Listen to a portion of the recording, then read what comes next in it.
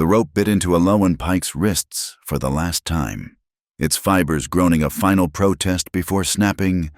The sound was no louder than a twig breaking under a boot, but in the vast, hostile silence of the Alkali Flats, it was a gunshot signaling the start of a war. For a breathless second, she remained frozen, her back pressed against the splintered wood of the wagon, the stench of stale whiskey and unwashed bodies thick in her nostrils. She listened, her heart a frantic drum against her ribs. Nothing, only the ceaseless wind, whispering through the sparse, skeletal creosote bushes. She didn't dare a second glance. The freedom was a live thing, a terrified bird cupped in her hands, and she had to let it fly. She slid from the wagon's shadow, her bare feet meeting the sun-scorched earth. The ground was a griddle, searing her soles with an instant, sharp pain that she forced down, burying it under the greater terror that propelled her forward. She ran. Her breath came in ragged, tearing gasps, each inhalation a mouthful of dust and heat. The air was thin, scoured clean by a sun that offered no mercy, only a blinding white glare that bleached the color from the sky and the land.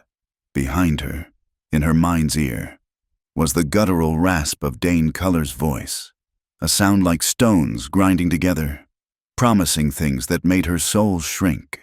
And behind him, the more insidious shadow of Silas Wren, her stepfather, a man who could gamble away the sun and moon and feel no remorse, a man whose debts were ghosts that haunted her every step. He had sold her. The thought was not a thought but a physical blow, a branding on her spirit. Sold her to Dane to clear a slate at a dusty card table in Dry Willow Flats. The landscape was an enemy. Thorny scrub clutched at the tattered remnants of her thin cotton dress, tearing new rips in the fabric, leaving long, bloody scratches on her arms and legs. The cracked earth was a mosaic of fissures, waiting to twist an ankle, to send her sprawling back into the dust, back into their reach. Every step was a bargain, a small measure of pain exchanged for another inch of freedom. Her lungs burned, a fire that matched the one in her feet. She fixed her eyes on the horizon, a wavering line where the pale, scorched earth met the infinite. Indifferent blue, there was nothing there. No town, no rider, no sanctuary. Just more of this brutal, beautiful wasteland that promised nothing but a chance. The shouting started then, a faint, angry noise carried and distorted by the wind. Dane's voice. He had woken from his drunken stupor. The bird of freedom in her chest beat its wings in a mad panic. She pushed harder, her muscles screaming, her vision starting to swim at the edges. The sun hammered down on her bare head and the exposed skin of her back where her dress had been torn away. It was a physical weight, pressing her down, trying to bake the fight right out of her. But the memory of Dane's humid breath and the dead-eyed calculation in Silas's gaze was a sharper spur. Fear was a fuel, and she was burning through it at a desperate rate. Then she saw it. At first, it was just a shimmer in the heat haze, a darker line against the pale brown of the low hills. As she ran, stumbling, catching herself, pushing on, it resolved itself into the wavering outline of a fence, a rickety, sun-bleached thing, leaning at weary angles. And beyond it, the slow, rhythmic turn of a windmill, its blades catching the sun. The sound reached her moments later, a mournful, rhythmic squeak and groan, like the slow, tired breathing of the land itself. Rook's Hollow. The name came to her from some fragment of conversation she'd overheard, a place spoken of in low tones. A recluse lived there, they said, a man who'd seen enough of the world and wanted no more of it, a former cavalryman. Hope was a dangerous, fragile thing, but it flickered in her chest. A man who wanted to be left alone might be the only kind of man who would grant her the same. She aimed for the fence, her last reserves of strength draining away with every agonizing step. The shouts behind her were closer now, clearer. She could hear the pounding of a single horse's hooves. Dane was coming. He was on horseback. The race was never fair. She scrambled through the sagging barbed wire of the fence, the barbs catching her dress and a piece of her flesh. A final, sharp insult, She was on his land now. The thought barely registered. Her world had narrowed to the porch of the small, sturdy-looking cabin that sat squat and defiant under the vast sky. And on that porch, a man. He was a shape more than a person at first, a silhouette against the bleached wood of the cabin. A hat pulled low cast his face in a canyon of shadow. He sat in a simple wooden chair, utterly still, watching her desperate approach. He didn't rise, didn't call out, didn't move a muscle. He just watched, his posture radiating a stillness that was learned, not natural. It was the stillness of a predator, or of a man who had faced down so many charging things that one more ragged girl fleeing across his property was just another part of the afternoon's slow rhythm. Thatcher Rook. The name now had a face, or at least the shadow of one. Elowen's legs gave out 20 feet from the porch steps. There was no grace in it. One moment she was running. The next her limbs turned to water and she was pitching forward. The ground rushed up to meet her, the dusty, splintered wood of the yard. She threw out her hands to break her fall. A useless gesture. This was it, the end of the line. But the impact never came. Strong arms intercepted her, catching her in a hard, unyielding embrace that stopped her descent with a jolt. He moved with a speed that was shocking after his profound stillness. One moment he was in the chair. The next he was there, holding her up, his body a solid wall against which her own exhausted frame collapsed. She was vaguely aware of the scent of clean sweat, leather, and the dry, herbal smell of the sage plains. He held her for a moment, letting her find some semblance of balance, though her legs refused to cooperate. Her head swam, and black spots danced in her vision. From the trail, the sound of Dane's horse was a clear and present threat. Thatcher Rook seemed to feel the vibration through the soles of his boots. His head turned slightly in that direction, a hawk spotting a rabbit. His gaze was hidden by the brim of his hat, but she felt the intensity of his focus shift from her to the approaching danger. Without a word, he shrugged off the faded canvas coat he wore. It was a heavy, durable thing, worn soft in places, stained by weather and work. He draped it over her shoulders, the fabric warm from the sun and his body. The gesture was swift, practical. It covered the tatters of her dress, hid the scratches in the dirt, and most importantly, it shielded her from the eyes of the man who was coming. It was a shield of dignity. She looked up at him then, trying to see the face in the shadows. All she could make out was a square jaw darkened with stubble and a firm, straight mouth that gave nothing away. He was shaking. It was a fine, barely perceptible tremor in the powerful arms that held her, the vibration of a tightly wound spring. It wasn't fear. It was something else, a contained energy, a readiness. He was a weapon, coiled and waiting. And in that moment, seeing the tremor in this stranger who had just saved her, a strange, protective instinct flared through her own fear and exhaustion. Her voice was a dry, broken whisper, the words scraping her raw throat. "Get inside first. You're shaking." His head snapped back to her. For a heartbeat, the stillness was broken. She saw something flicker in the shadows where his eyes should be surprise. Perhaps he looked down at his own hands as if they belonged to someone else, then back at her. The firm line of his mouth softened, just for an instant. The approaching hoofbeats were slowing. Dane had reached the fence line. There was no more time. Thatcher didn't answer her. He simply bent, sliding one arm under her knees and the other behind her back, and lifted her as if she weighed nothing at all. He carried her up the 2 wooden steps and across the threshold of the cabin. The world outside was a furnace of white light and rising dust. Inside was a cool, dark relief. As he stepped through the doorway, the light followed them, catching the millions of dust motes dancing in the still air, transforming them from grit into a swirling, golden veil.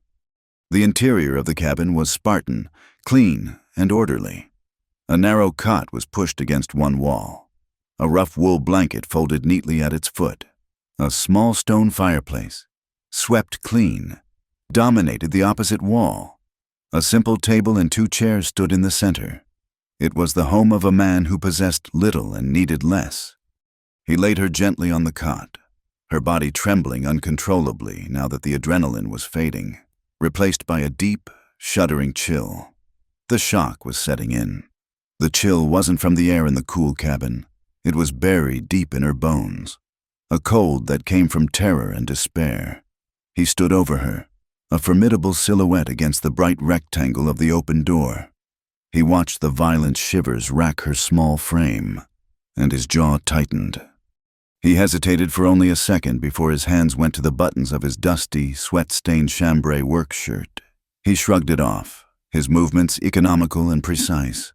Underneath, he wore a thin, white cotton undershirt, the kind sold in any dry goods store. It clung to a frame that was lean but powerfully muscled, the body of a man who worked from sunup to sundown. He tossed the work shirt onto a chair.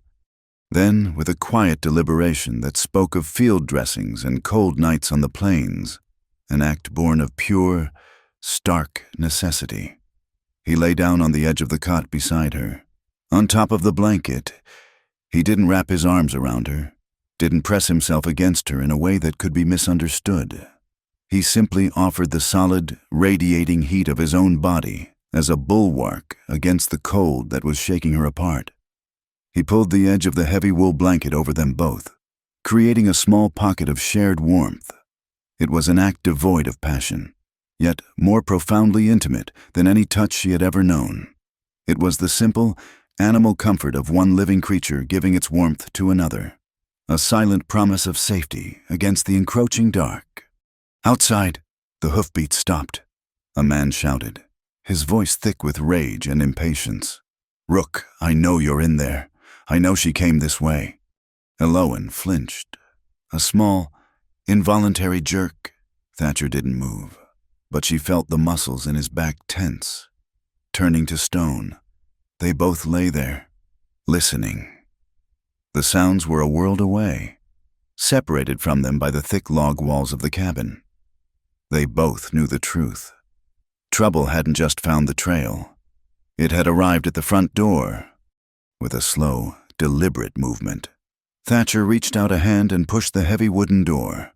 It swung shut with a solid, definitive thud, plunging the room into a dim, dusty twilight. The angry shouting from outside was instantly muffled, becoming a distant, impotent noise. The latch clicked into place. The room fell silent, as still and sacrosanct as a chapel. It was the first true sanctuary she had known in years, a fragile piece bought with scraped flesh and burning lungs, a fortress for 2, with a storm gathering just outside the walls. The heavy thud of the door latch sliding home was the loudest sound Elowen had ever heard. It was a sound of finality, a thick wooden line drawn between the blinding, hostile furnace of the outside world and the cool, shadowed interior of the cabin. Outside, Dane Culler's voice was a muffled, furious roar, barely distinguishable from the wind. He was shouting Thatcher Rook's name, then hers. He was making threats vile, drunken promises that slid off the thick log walls like water off a duck's back. Thatcher did not move from the door. He stood with his back to her, a broad, solid silhouette against the wood. Listening, he hadn't returned to the cot, the moment of shared warmth. That purely practical defense against her body's shock was over. He had given her a minute to anchor herself, and now he was a sentinel. Elowen pulled the heavy, scratchy wool blanket tighter, her body still racked by tremors that had nothing to do with the temperature. The canvas coat he had given her was pooled around her waist, a heavy, protective weight. After a long minute, the shouting outside devolved into a string of curses, followed by the sound of a frustrated kick against the porch steps, then the rhythmic pounding of hooves, fast and angry, diminishing into the vast, indifferent landscape. He was gone. For now. Only then did Thatcher Rook move. He didn't turn to face her. Not yet. He walked to the cabin's single, four-paned window, standing just to the side of it, and watched the small, dark shape of the rider recede until it was swallowed by the heat haze. He let out a breath, slow and measured. Elowen pushed herself up onto her elbows. The cabin spun, and she squeezed her eyes shut, fighting the wave of nausea. When she opened them, the room was settling. It was a simple, one-room life. A cast-iron stove, cold for now. A rough-hewn table, shelves holding tins, a sack of flour, and a few books whose spines were worn smooth. And in the corner, a dark, heavy wooden chest, bound with rusted iron straps and secured with a padlock that looked as old as the hills. Thatcher turned from the window. His face, now visible in the dim light, was not what she had expected. It was not the face of a gentle savior. It was a landscape in itself, carved by sun and wind, with lines around his eyes that spoke of distance and a jaw that was set in a permanent state of defiance. He was younger than his stillness suggested, but his eyes were ancient. He moved to the dry sink, picked up a tin cup, and dipped it into a covered wooden bucket. He crossed the floor, his boots making almost no sound, and offered the cup to her. "Water." His voice was low, like gravel rolling in a slow creek. It was not unkind, but it was a tool, like a hammer or an axe, made for a purpose and nothing more. Elowen's hands were shaking so violently she couldn't take it. The small, metallic rattle of the cup's handle against its own rim was a tiny, frantic echo of her fear. He saw this, without a word. He knelt, his knees cracking, and held the cup to her lips himself. The water was cool, with a faint, mineral taste. It hurt her throat, which felt scalded raw from the dust and her own ragged breathing. She took 2 small, difficult sips before turning her head away. He set the cup on the floor beside the cot. As he knelt, the light from the window caught her wrists, which she had unconsciously hidden in the folds of the blanket. The rope had left its history. They were raw, bruised valleys in her skin, an angry, swollen red that was already darkening to a sickening purple. A thin line of blood had trickled from one cut where the fiber had dug deepest. Thatcher's gaze rested on them for only a second. It was an inventory, not a stare. He rose, again with that surprising, economical grace, and went to a small trunk at the foot of his own cot. He opened it and pulled out a shirt. It was not the one he had taken off.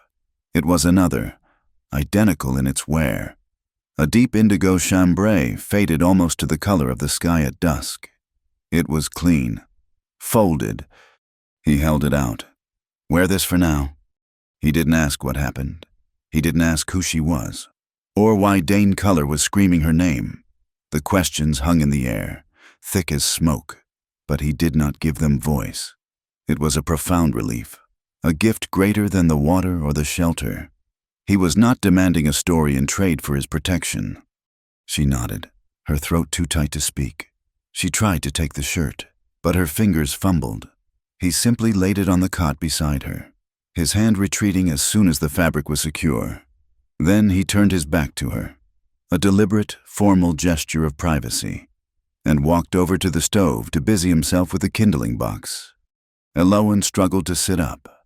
Every muscle in her body ached, a deep, throbbing protest.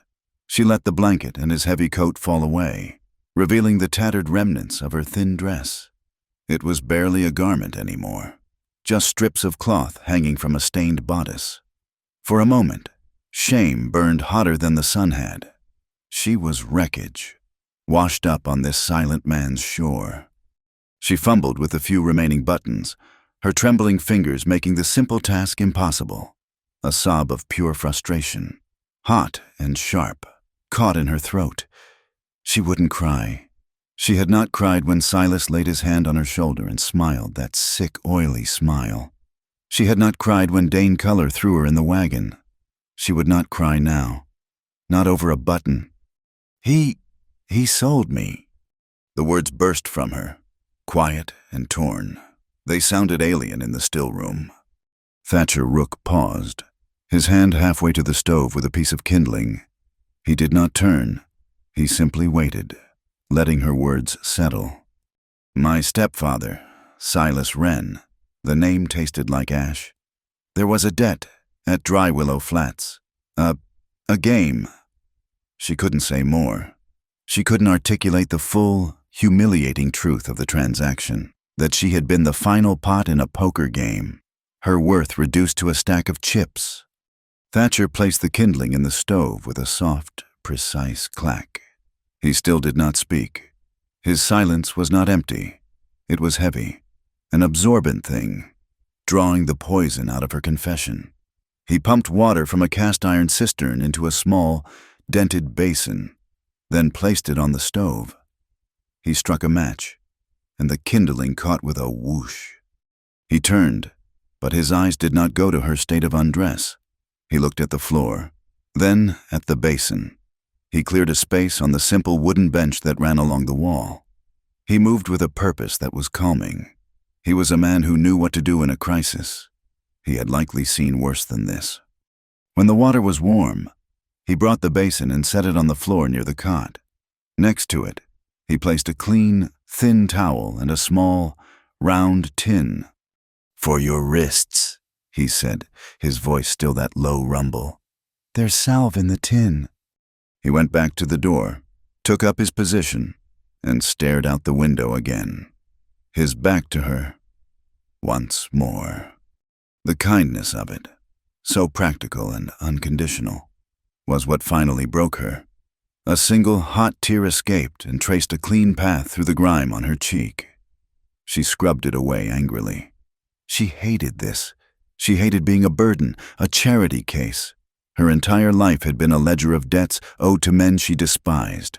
To owe something to a man she didn't know, a man who showed her a decency she hadn't known existed, was somehow heavier. It was a weight on her chest that made it hard to breathe. With clumsy, aching movements, she managed to shed the ruins of her dress and pull the heavy chambray shirt over her head. It was enormous, falling to her knees like a tent. The sleeves were so long. She had to roll them up 4 times just to free her hands. But it was thick and clean, and it smelled of lye soap, sun, and faintly of the dried horse mint she saw hanging in bunches from the rafters. It was a suit of armor. She dipped her hands into the warm water, hissing as it stung the raw cuts on her wrists. She washed away the blood and the dirt, her movements becoming steadier, more deliberate. She opened the tin.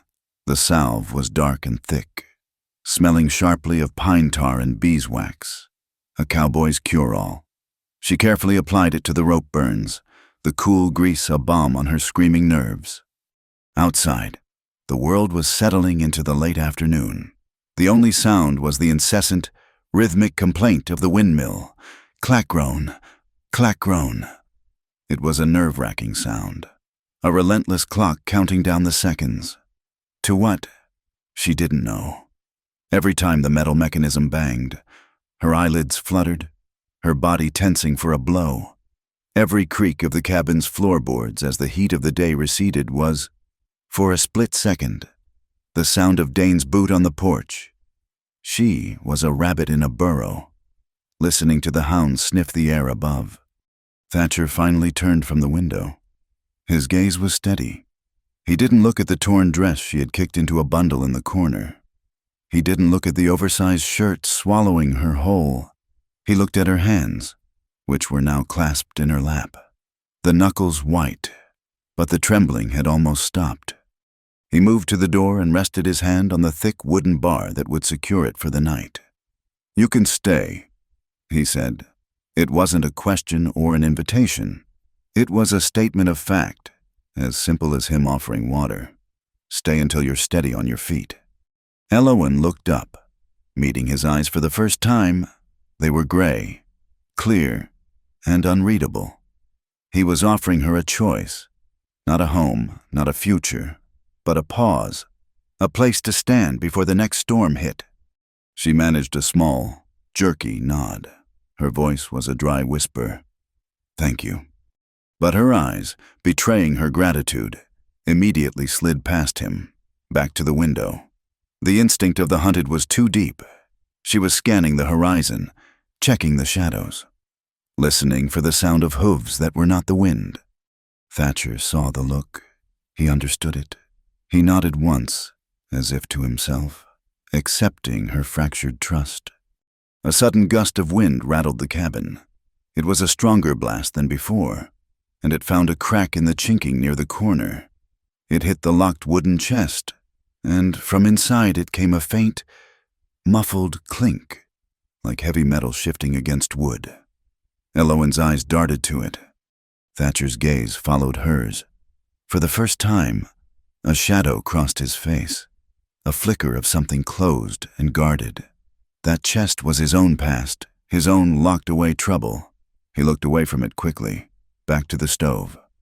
The fire he'd built had warmed the small room, the smell of the pine salve, the wood smoke. And now, as he put a kettle over the flame, the faint, dusty scent of dried horse-mint tea, all began to weave together. It was the smell of a home, not the place she had fled, which had smelled of fear and stale liquor, but a real place, a place of purpose and quiet. Elowen pulled her feet up onto the cot, tucking them beneath the hem of his shirt. She was still terrified. She was still a piece of property in the eyes of two men who were likely arguing over her in a saloon right now. But for the first time in as long as she could remember, she was warm. She was clean, and she was not. At this exact moment, being hunted, she looked out the window again. The sun was lower, and the light had turned a thick, buttery gold. Far in the distance, the pale lantern hills, which had been a hazy blue all day, were darkening to a deep, bruised purple. The wind was rising, the windmill's clack-grown clack becoming faster, more urgent. The air had changed. The long, stagnant heat was breaking. A storm was coming. But this was a different kind of storm. The wind was changing, and with it, perhaps, so was her fortune. The peace was a fragile, shimmering thing, like a soap bubble. It had lasted through the cool of the night, a night Elowen had spent not sleeping but listening, suspended in the unfamiliar quiet of the cabin. She'd lain on the cot, wrapped in the blanket, wearing Thatcher's shirt, and catalogued the sounds of a life that was not her own, the sigh of the cabin's logs settling in the cooling air, the distant, lonely cry of a coyote, and the soft, even rhythm of Thatcher Rook's breathing from his own bed across the small room. For the first time in years, she had felt the solid walls of a sanctuary around her. Yet every nerve ending was a wire stretched taut, waiting for the sound of hoofbeats that would signal the end of it. Morning came not with a sunrise, but with a slow, creeping infiltration of gray light that painted the cabin's single window. Thatcher had risen before her, moving with a ghost's quietness. When she finally stirred, a pot of coffee was already brewing on the stove, its rich, bitter scent a startlingly domestic anchor in her sea of uncertainty. He'd given her a nod, his expression as unreadable as ever, and handed her a tin plate with a thick slice of skillet-baked bread. They ate in silence, the space between them filled with the things neither of them was saying. Now, high noon was a weight pressing down on the roof. The wind had died completely, and the world outside the open cabin door was held in a state of suspended animation. The heat was a visible, shimmering presence, distorting the line of the distant hills. The windmill was silent, its blades frozen against a sky the color of bleached bone. The silence was absolute, heavier and more menacing than the previous day's wind. It was a silence that listened. Elowen stood by the table, her hands methodically, repeatedly, folding the rolled-up sleeves of Thatcher's shirt, as if the simple, repetitive motion could keep her own thoughts in order. The salve had soothed the angry rope burns on her wrists, but the skin was still a map of dark bruises. She felt them throb in time with her own heartbeat. She was a trespasser here, a stray brought in from a storm, and she knew, with a certainty that was cold in the pit of her stomach, that the storm had not passed.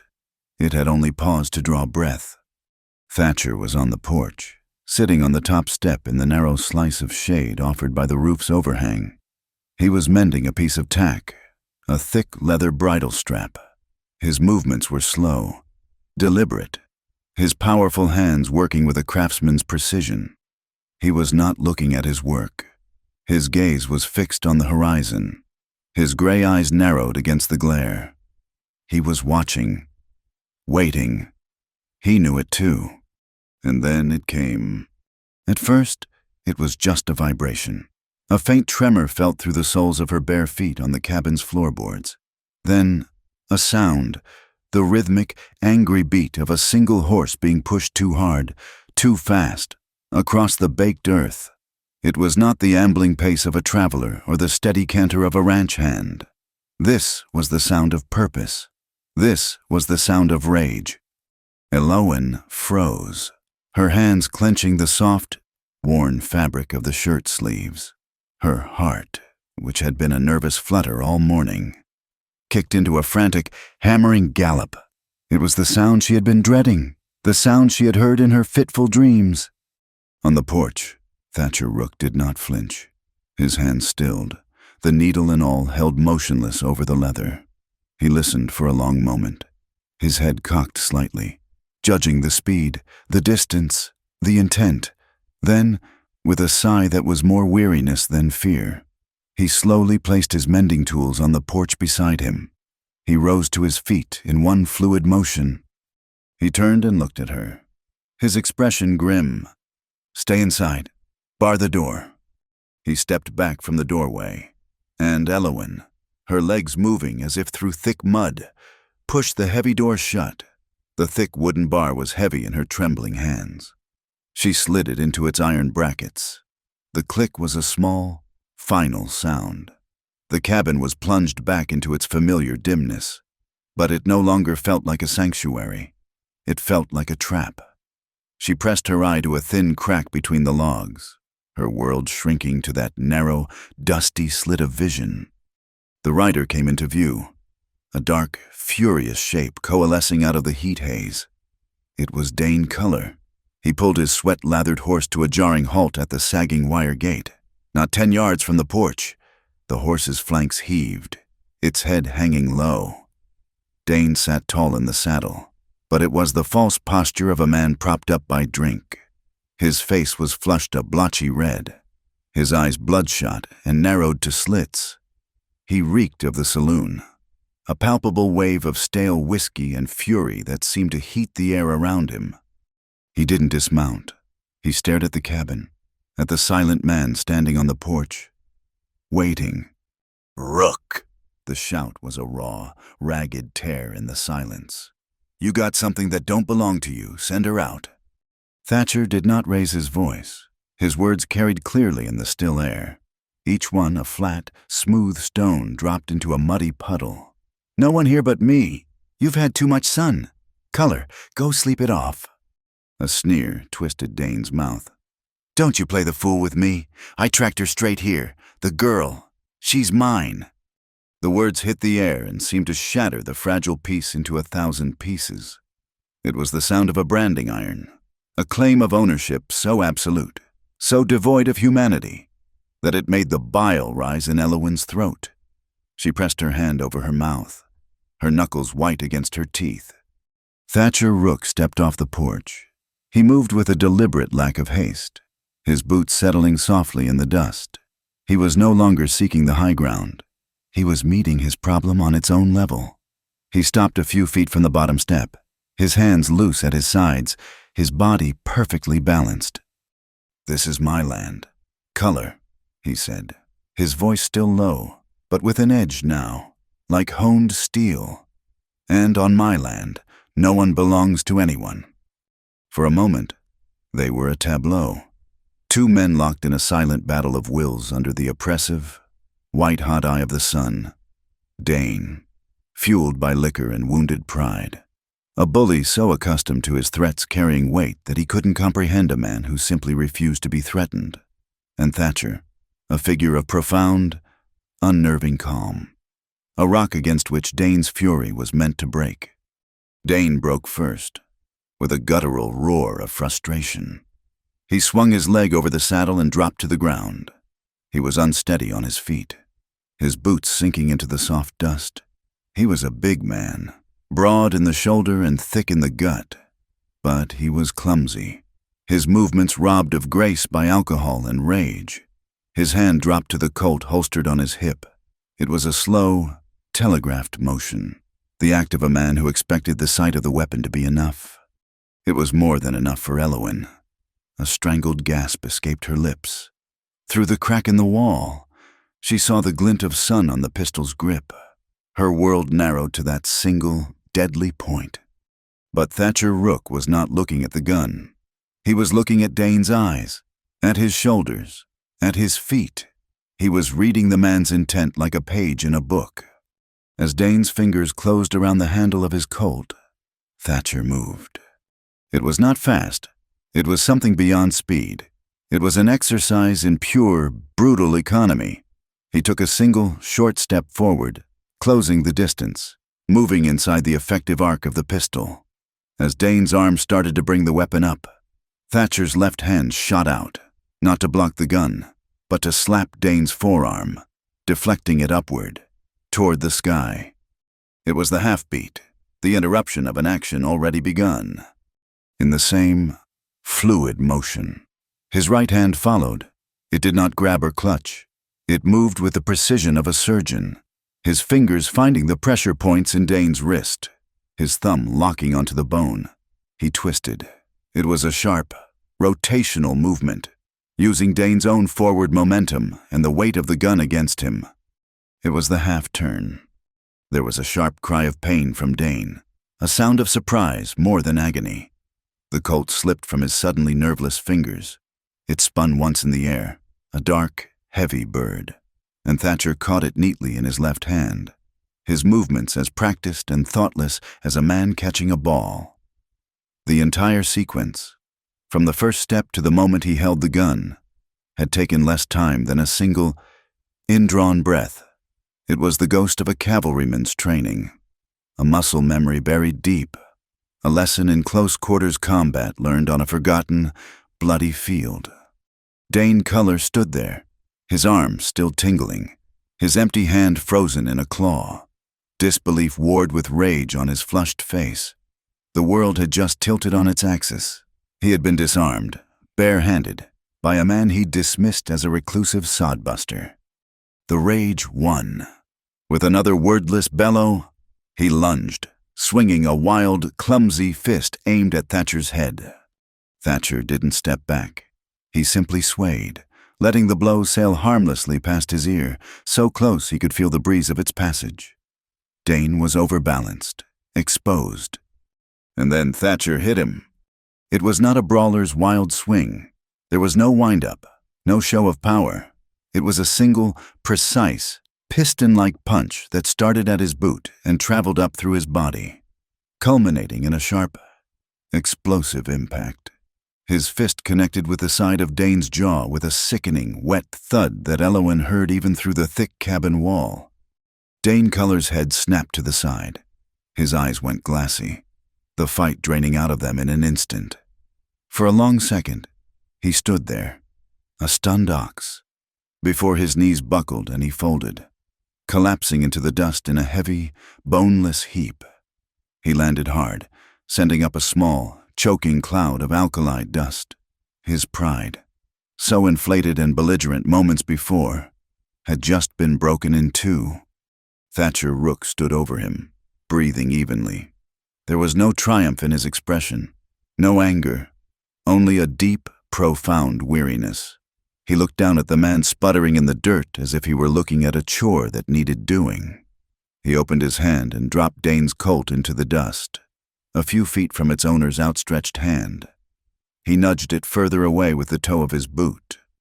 "Get out of here, Culler," he said, his voice quiet again. "Get on your horse and ride, before you leave behind something more important than your dignity." Dane pushed himself up onto his hands and knees, spitting a mouthful of dust and blood. A dark bruise was already beginning to bloom on his jaw. He scrambled for his gun, his movements clumsy and panicked. He got to his feet, swaying, and pointed the weapon at Thatcher, but his hand was shaking, and the conviction had gone out of him. The fight was over. He had lost. Humiliation curdled his features into a mask of pure malice. "This ain't over, Rook," he snarled, his voice thick and slurred. "Silas has papers, a contract. I'll be back with the law, and we'll see how tough you are then." The threat hung in the hot, still air. He didn't wait for a reply. He scrambled back to his horse, hauled himself into the saddle with a pained grunt, and spurred the animal mercilessly, sending it galloping back the way it had come, a trail of dust marking its shameful retreat. Inside the cabin, Aloan finally let out the breath she hadn't realized she was holding. It came out as a long, shuddering sigh. Her body was slick with a cold sweat. She had watched the entire exchange, the brutal, balletic violence, with a horrified fascination. She had seen men fight before, clumsy, drunken scuffles in the street. This was different. This was not a fight. It was a removal. An obstacle identified and efficiently, decisively, taken out of the way. A profound shift was occurring inside her. The sound of Dane's retreating hoofbeats was not a signal of impending doom, but of a temporary victory, a reprieve. And in that moment, watching Thatcher stand alone and victorious in the dust, she was learning something. She was learning that fear did not have to be a paralytic. She was learning that a straight spine and a steady hand could mean more than a loud voice and a holstered gun. She backed away from the wall and walked to the small table in the center of the room. She placed her hands flat on its rough wooden surface, feeling the solid, unyielding grain beneath her palms. She straightened her back, consciously pulling her shoulders from their habitual, protective hunch. She stood there, tall and straight, and for the first time, she did not flinch as the sound of the horse faded into the immense silence. She was learning how not to be afraid of the sound of hooves. Thatcher came back inside, his boots silent on the floorboards. He didn't look at her. He walked past her to the dry sink, to the basin of now tepid water she had used for her wrists. He unbarred the door, letting the blinding sunlight flood back in, and then plunged both his hands into the water. Aloan watched him. There was a raw, red scrape across the knuckles of his right hand where they had met Dane's jawbone. As he submerged his hand, a thin, crimson ribbon uncurled from the wound, swirling like smoke in the clear water before slowly dissolving. He picked up the bar of harsh lye soap and began to work it into a thick lather. The water clouded, the suds turning a faint, pale pink. He scrubbed his hand with a methodical, dispassionate intensity, cleaning away the dirt, the sweat, and the blood of the brief, ugly encounter. When he was finished, he rinsed his hands, the water carrying the last traces of the violence away. He dried them on the thin towel hanging from a nail on the wall. The act was complete. The stain was gone. He finally turned and looked at her. He saw her standing by the table, her back straight, her hands planted firmly on the wood. He saw the new set of her jaw. He saw that the terrified rabbit had, for a moment, been replaced by something else, something with a spine of its own. He gave a single, almost imperceptible nod of acknowledgement. Then he walked to the door and closed it, shutting out the harsh glare of the afternoon. He slid the heavy wooden bar back into its brackets. The click echoed in the small room. The peace, so violently shattered, had returned. But it was different now. It was a conscious, deliberate thing, and it was as thin and fragile as a sheet of ice over a deep, dark river. Dane Culler's threat of bringing the law was not an idle one. It hung in the air over Rook's Hollow, a toxic, shimmering haze that was more oppressive than the midday heat.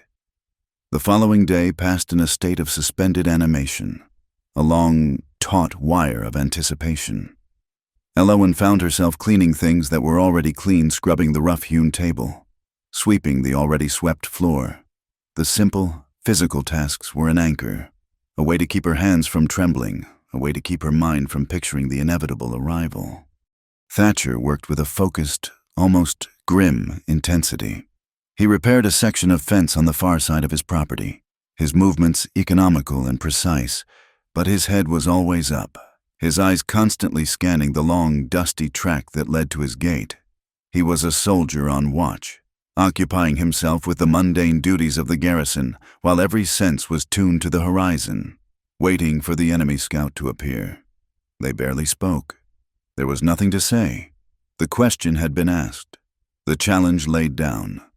All that was left was the answer. It came, as they both knew it would, just after the sun had reached its zenith, burning directly overhead, stripping the world of shadows and nuance. It came as the sound of two horses, not one. The rhythm was different from the day before. It was not the angry, frantic gallop of a lone man fueled by rage. It was a steady, deliberate trot, the sound of official business. From inside the cabin, Elawyn heard it first. Her heart seized, a cold fist closing around it. She dropped the rag she was holding into the basin of water, her hands suddenly numb. Thatcher was already on the porch, a silhouette of grim resolve against the blinding white light. He had been waiting for this exact sound. She moved to the doorway, her bare feet silent on the wooden floor. She stood just inside, in the shadows, where she could see but not be easily seen.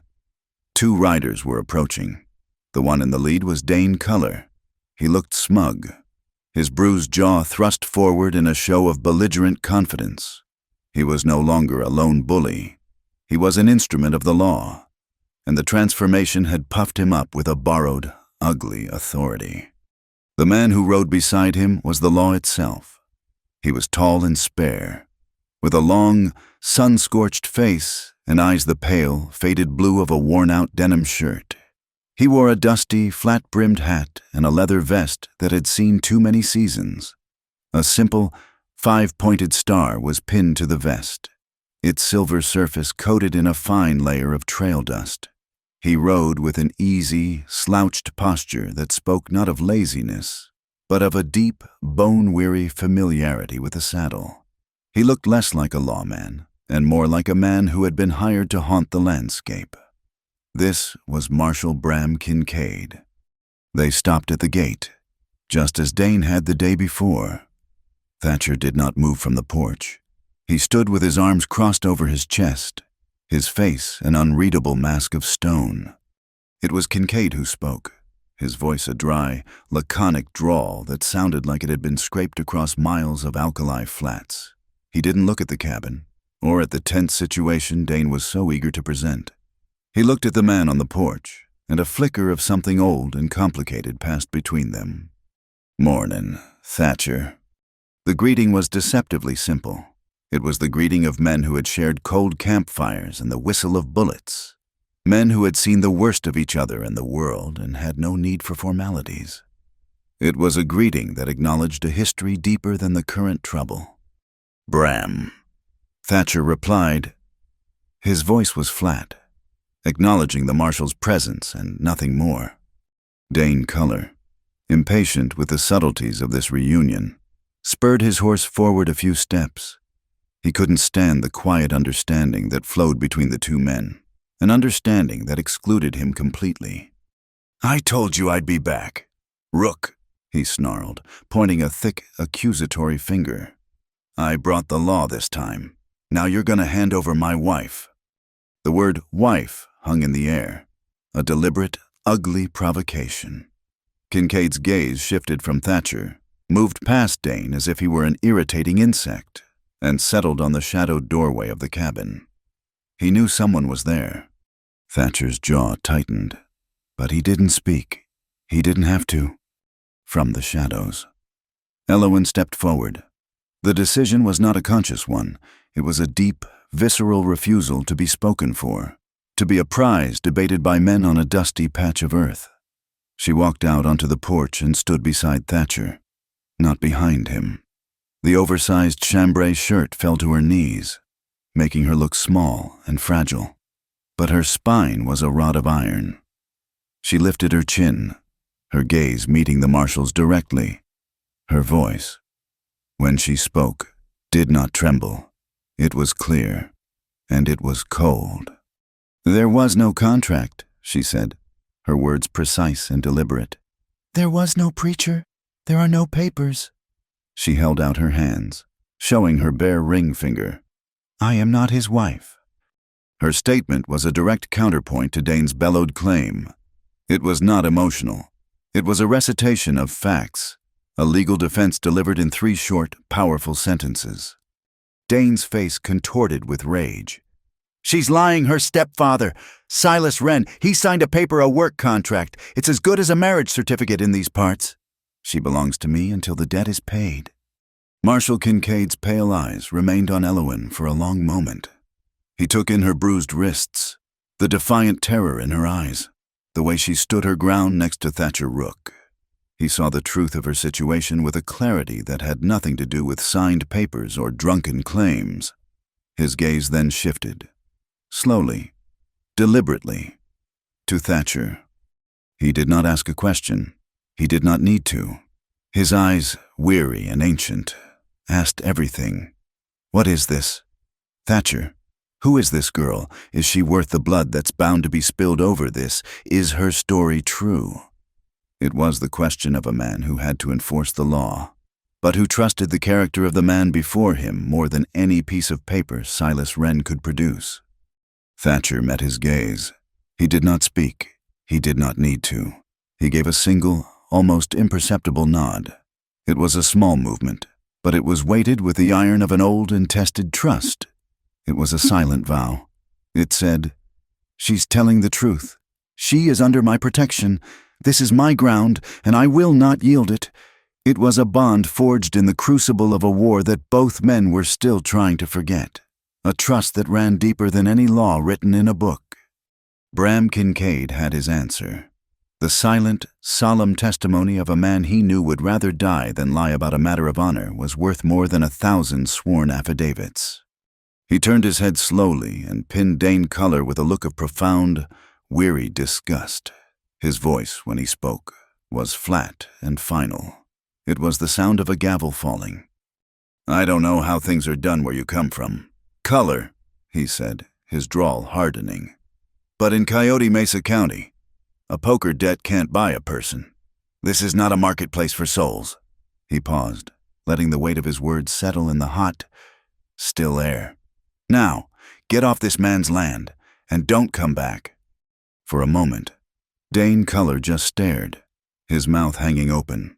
He looked from the marshal's implacable face to Thatcher's stony silence, and he understood. He had lost. He had brought the law, and the law had turned on him. The smug confidence evaporated, leaving behind a residue of pure, impotent rage. He let out a string of vile curses, aimed at Kincaid, at Thatcher, at Elowen. Then, in a final, pathetic act of defiance, he leaned over and spat a thick glob of tobacco juice into the dust, just shy of the porch steps. He wrenched his horse's head around so violently that the animal whinnied in pain and kicked it into a gallop. He rode away, not looking back, a small, hunched figure of fury and humiliation.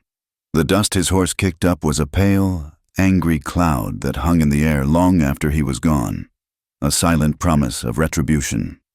Marshal Kincaid watched him go, his expression unchanging. He dismounted, his movement stiff, and looped his horse's reins over the fence post. He walked toward the porch, his spurs making a soft, jingling sound in the sudden, profound quiet. "He won't let this go. Thatcher," he said, his voice low. "A man like that, his pride is all he has. You've broken it twice." "I'm aware," Thatcher said, his arms finally uncrossing. Kincaid stepped onto the porch. He took off his hat and wiped a slick of sweat from his brow with the back of his sleeve. He looked at Elowen, his gaze softening slightly. "You did good. Miss took courage to stand up and speak your piece." Then his eyes moved past them, into the dim interior of the cabin. They settled on the far corner, on the heavy, iron-bound chest with its rusted padlock. His gaze lingered there, and the easy camaraderie of a moment before vanished, replaced by a shared, uncomfortable memory. Thatcher saw where he was looking. He turned his head, his own gaze following Kincaid's, and a muscle jumped in his jaw. He looked away quickly, his eyes finding a sudden, intense interest in a loose floorboard. The air on the porch grew thick with the ghosts of the past. That chest was a tomb, and Kincaid knew what was buried inside. The smell of old, unquiet history, of smoke and blood and regret, was not something that could be easily washed away. Kincaid put his hat back on, pulling the brim low. "Well," he said, the single word carrying the weight of all the things he was not saying. "The law's done what it can for today. The rest is up to you." He nodded once to Elowin, then turned and walked back to his horse. Thatcher and Elowin stood on the porch, watching as the marshal mounted up and rode away at a slow, steady pace, a lonely, righteous figure dissolving back into the heat and the dust from which he had emerged. When he was gone, a sound escaped Elowin's lips. It was a breath, a long, shuddering exhalation of air she felt like she had been holding for her entire life. For the first time, it was a breath free of the ragged, desperate edge of a sob. It was the sound of a weight, immense and crushing, being lifted from her soul. The law had stood with her. Right had won. Today, she looked out at the vast, empty landscape. The world that had seemed so hostile, so full of enemies, now looked possible. But as she watched, the brilliant, hard-edged light of the afternoon began to soften. The sun was beginning its long, slow descent, and the sky to the east was taking on a deep, bruised, violet hue. Long, purple shadows began to stretch out from the low hills, creeping across the valley toward the dry, silver scar of the creek bed known as Silver Ditch. The air was growing heavy, charged with an unseen energy. A different kind of storm was building now, a silent, atmospheric threat that mirrored the one that had just been vanquished. The men who did not care for the law were still out there. The debt was not paid, only deferred. And the sky itself seemed to be holding its breath, waiting for the next inevitable clap of thunder. The purple, bruised light of the false dusk bled from the sky, leaving a profound, clear stillness in its wake. Marshal Kincaid's dust had long since settled, and with his departure, the taut, agonizing tension that had gripped the hollow for 2 days finally snapped. It left behind a quiet that was so deep, it was almost jarring. Elowin stood on the porch, her arms wrapped around her middle, still wearing Thatcher's oversized shirt. She had watched the marshal disappear, a small, dark speck of integrity in a vast, indifferent world. He had given her a day's grace. But the roots of the problem, Silas, the debt, Dane's wounded pride were still buried deep, waiting for the next rain to sprout anew. Thatcher did not go back inside. He stood at the edge of the porch, his back to her, and just listened. He was listening to the world settle back into its natural rhythm. The silence stretched, no longer a weapon, but a balm. Finally, he let out a long breath, a sound of profound weariness, and turned. He didn't look at her, but at the sagging fence line where Dane Color had first appeared. "Work needs doing," he said, his voice quiet.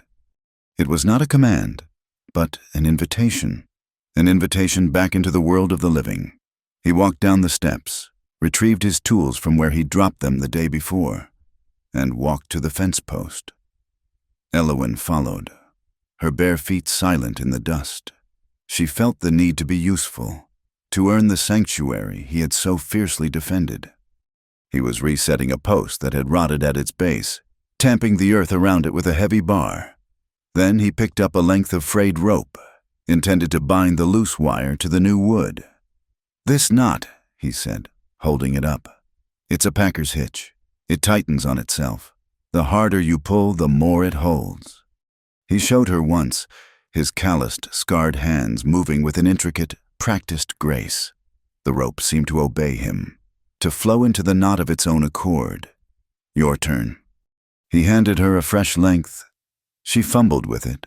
Her fingers, still stiff and sore, were clumsy. She tried to mimic his movements, but the rope was stubborn, ending in a useless, loose tangle. She tried again, frustration burning the back of her throat. This was what she was useless. A burden. "You're fighting it," he said, his voice still low. He stepped closer. The air between them suddenly felt small. "You're pulling when you should be guiding." He did not take the rope from her. Instead, he placed his hands over hers. His skin was rough as sun-baked stone, his grip immensely strong, yet his touch was surprisingly gentle. He was warm, radiating a dry heat that seemed to seep into her own cold skin. He enclosed her hands, his fingers guiding hers, forcing her to unlearn her panicked, hurried movements. "Slow," he murmured, his voice close to her ear. "Feel the grain of it. Here, you fold, not pull, fold. And this loop, it's the heart. You have to pass the end through the heart. Like this." He moved her hands, his own encompassing them, until the knot was formed. It was tight, clean, and perfect. He let his hands rest over hers for a moment longer than was necessary. She could feel the steady, slow pulse in his thumb, pressed against her bruised wrist. She did not pull away. In this small, shared action, a truce was struck. This was a hand that could destroy, but it was also a hand that could build. He stepped back, breaking the contact. The air rushed back into the space between them, feeling suddenly cold. "Try again." She did, and this time, she got it. The rest of the afternoon was spent in a quiet, shared labor. She learned to mend the wire, to set the posts, to tie the knot that held against all pressure. And with each twist of the rope, she felt something small and hard inside her begin to loosen. She was not just a debt. She was a person who could tie a packer's hitch. It was a start. Later, as the sun truly began to sink, painting the pale lantern hills in shades of apricot and rose, Thatcher led a horse from the small lean-to stable. It was a beautiful animal, a deep red roan mare with a gentle, intelligent eye. "This is Sundown," he said, stroking the mare's soft nose. "She's quiet, quieter than me." Elowen instinctively took a step back. A horse was a tool of flight, of capture. The last horse she had been near was Dane Colors, its scent mixed with sweat and whiskey. Thatcher saw her fear. He held out the reins. "A horse is just a horse. Elowen, it's the rider that gives it malice. You need to know how to ride. Not to run, but so you're never forced to run again." He cupped his hands for her foot. She hesitated, then, trusting the calm in his eyes, placed her bare foot in his palm and let him lift her into the saddle. She was high off the ground. The world suddenly tilted. He kept a hand on the bridle, walking the horse in a slow, patient circle in the yard. "She's steady," he said. "Just feel her rhythm. Move with her. Don't fight her." "Don't fight it. Guide it. The same lesson as the rope." Elowen closed her eyes, letting her body find the slow, rocking gait of the mare. It was not the jarring, violent motion of Dane's wagon. It was a cradle, a gentle, living thing. A light breeze kicked up, the first true, cool wind of the evening. It stirred her hair, and she tasted dust and freedom on her lips. A small, strange sound bubbled up from her chest. It was a puff of air, a tiny, rusty noise she didn't recognize. A laugh. It was so small, so unexpected, that she clapped a hand to her mouth, her eyes flying open in shock. She had laughed. The sound was alien, a forgotten language. Thatcher stopped walking, looking up at her. His face, usually so guarded and somber, softened. A small, almost imperceptible smile touched the corner of his mouth before vanishing. "There you are," he whispered, as if greeting a traveler he had long been waiting for. That evening, they sat by the fire.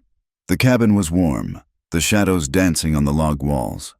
He had made a skillet of cornbread, and the air was thick with the scent of baked corn, wood smoke, and the sharp, bitter smell of black coffee boiling in a tin pot. They ate in their now familiar silence. But it was a different silence. The silence of part 2 had been heavy, a space filled with questions and fear. This silence was full. It was companionable. The crackle of the fire, the plink of the coffee pot settling, the scrape of a fork on a tin plate. These were the sounds of a shared, simple peace. Elowen was still in his shirt. She had washed her own ruined dress in the creek, but it was beyond repair, and she had no intention of ever wearing it again. This faded blue chambray shirt was her new skin. The long sleeves, rolled and re-rolled, covered the darkening map of bruises on her wrists. It was safety she could wear. Later, they moved to the porch. The night was vast, the sky a spill of diamond chips on black velvet.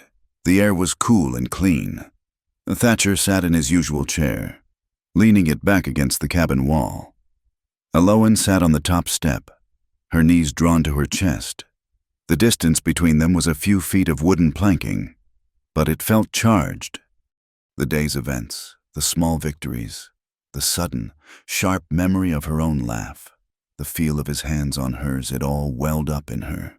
An overwhelming wave of emotion. She had been saved, defended, and then, seen. It was too much. A single, hot tear, the one she had refused to shed in fear, now slipped free in gratitude. She wiped it away, but another followed. She felt a shudder pass through her, the last tremor of the long, terrible shock. She stood up. She didn't know what she was doing, only that she needed to close the distance. She moved to stand in front of him, between his outstretched legs. He looked up, his face cast in shadow, the starlight catching the sharp line of his jaw. She did not speak. She simply leaned forward, bent her head, and rested her forehead against the solid, warm wall of his chest. She closed her eyes, and the world reduced itself to 3 things: the rough cotton of his undershirt against her skin, the faint, clean scent of lye soap and smoke, and the sound of his heart. Thump, thump, thump, thump. It was the steadiest, strongest, most reassuring sound she had ever heard. It was the sound of life, of strength, of a fortress that had not buckled. Thatcher went utterly still. She could feel him tense, his muscles turning to rock. He was a man who had been alone for so long that a simple touch was a profound shock. She was about to pull away, ashamed of her own forwardness, when he moved. He did not put his arms around her. He did not touch her hair or her back. Instead, he lifted the heavy canvas coat from the hook beside the door, the same coat he had covered her with on the first day, and draped it around her shoulders. He pulled the edges of it forward, enveloping her, creating a shared pocket of warmth. His arms were on the outside of the coat, his hands resting on his knees. It was the most respectful, most profound embrace she had ever known. He was holding her without holding her at all, offering her his warmth, his protection, and his company, all without a single demand. "I thought I was just a debt," she whispered, her voice muffled against his chest, the words costing her everything. "I thought I was just a thing to be paid." She felt his chest rise and fall in a long, slow breath. His voice, when it came, was a low vibration that she felt more than heard, a rumble against her forehead. "No," he said, "you're not a debt." He paused, and his next words were as simple and as vital as water in the desert. "You're a person." He said it like a fact, like the sky was blue, or the ground was hard, a fact he had known, and she had forgotten. She stayed there for a long time, just breathing, listening to his heart, anchored by his simple, undeniable truth. The stars seemed to spin, their light catching on the worn toes of his boots. The night dew gathered on the porch railing, glittering like unspoken confessions. When she finally pulled back, the coat still wrapped around her, he was watching her, his eyes clear and steady in the starlight. "Coffee's cold," he said gruffly, breaking the spell.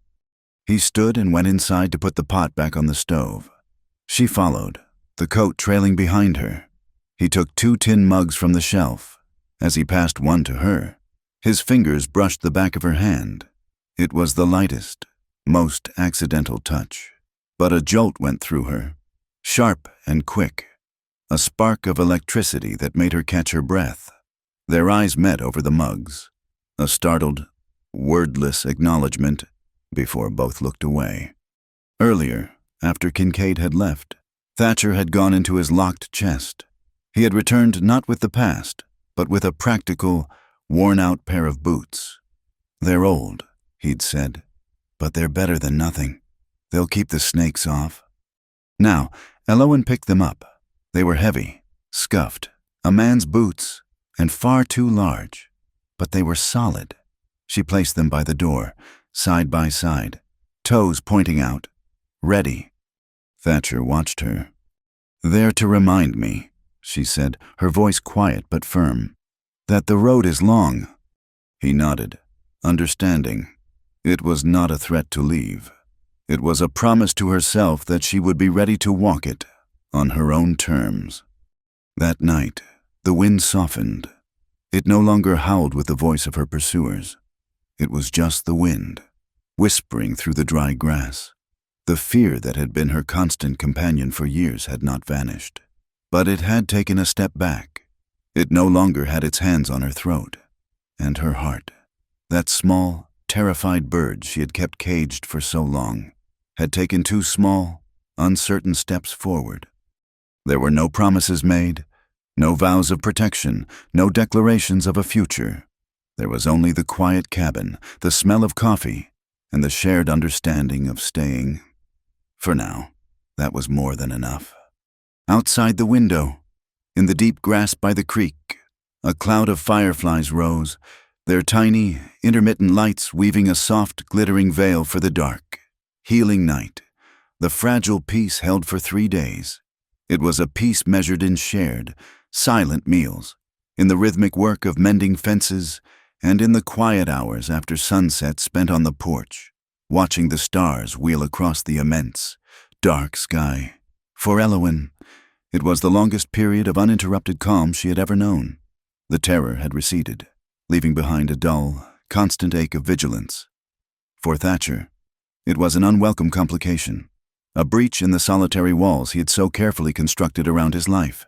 He found himself listening for the sound of her quiet movements inside the cabin, a presence that was slowly, inexorably, becoming a part of the landscape of his solitude. The shift began with a simple observation. Thatcher was riding the northern boundary of his property, checking on the small herd of cattle that was his livelihood. He rode not along the fence line, but through the broken country that led to the Salt Lick Flats, a shimmering expanse of white earth where the animals congregated. It was there he found the tracks. They were not the tracks of his own cattle, nor of the wild mustangs that roamed the hills. These were the prints of shod horses, too many of them, and their pattern was wrong. They were bunched together, moving in a way that spoke of a deliberate, quiet drive, the kind used to push cattle off a property without starting a stampede. And among them, a single, distinctive print from a horse with a chipped front shoe. He knelt in the dust, his gray eyes narrowed, tracing the line of the tracks with a calloused finger. This was not the work of common thieves. This was organized, professional. He could smell the rustling in the air, a sour scent of slow, methodical theft. A few head of cattle disappearing was one thing. A silent, systematic culling of his herd was another. It was a siege. He said nothing to Elowen when he returned, but she saw the new tension in the set of his shoulders, the way his eyes constantly scanned the hills. The peace was over. The enemy had simply changed direction. 2 days later, necessity drove him to Dry Willow Flats for flour and salt. He left Elowen at the cabin with a stern warning to keep the door barred and the old shotgun he kept over the mantel loaded and ready. He hated leaving her, a feeling that was as foreign as it was unsettling. Dry Willow Flats was a festering sore on the prairie, a single dusty street lined with a saloon, a general store, and a handful of ramshackle buildings that seemed to be held together by dust and despair. The air was thick with the smell of stale beer, cheap whiskey, and desperation. As Thatcher loaded his supplies, he listened. He was a man who had learned to survive by reading the silences, but he also knew how to read the whispers. And the whispers were all about a man named Corbett, a deputy, they said, though no one was quite sure which county he was deputized in. He ran a high-stakes poker game out of the back room of the Rook Feather Saloon, a game that had ruined more than one man. The whispers grew darker. They spoke of debts that couldn't be paid in cash, of men signing over their future wages, their property, even their kin, on work contracts to settle their losses. The game was protected. The whispers said, untouchable. It was a spider's web, and Deputy Corbett sat in the middle. Thatcher paid for his goods, his face a stony mask, but his mind was racing.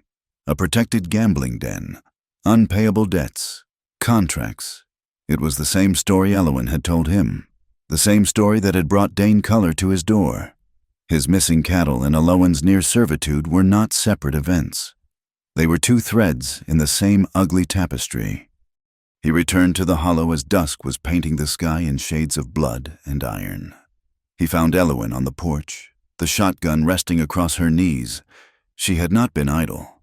She had found a box of his old belongings and, among them, some wooden practice slugs, whittled down for training. A row of empty bottles was lined up on the fence post 50 feet away. "I missed every one," she said, her voice flat. "But I learned how to hold it steady. I learned not to flinch when the hammer falls." He looked at the bottles, then at her.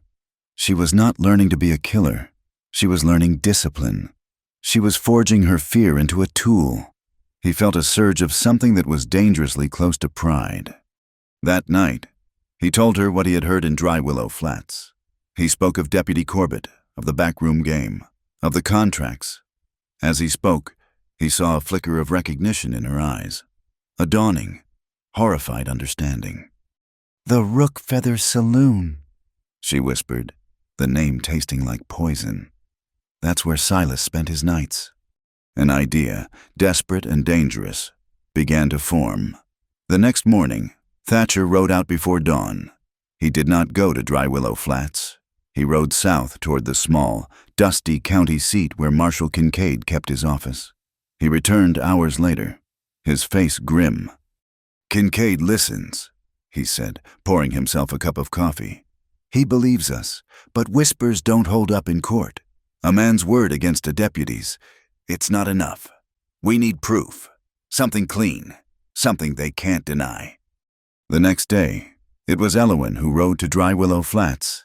She wore one of Thatcher's old hats pulled low and his heavy canvas coat.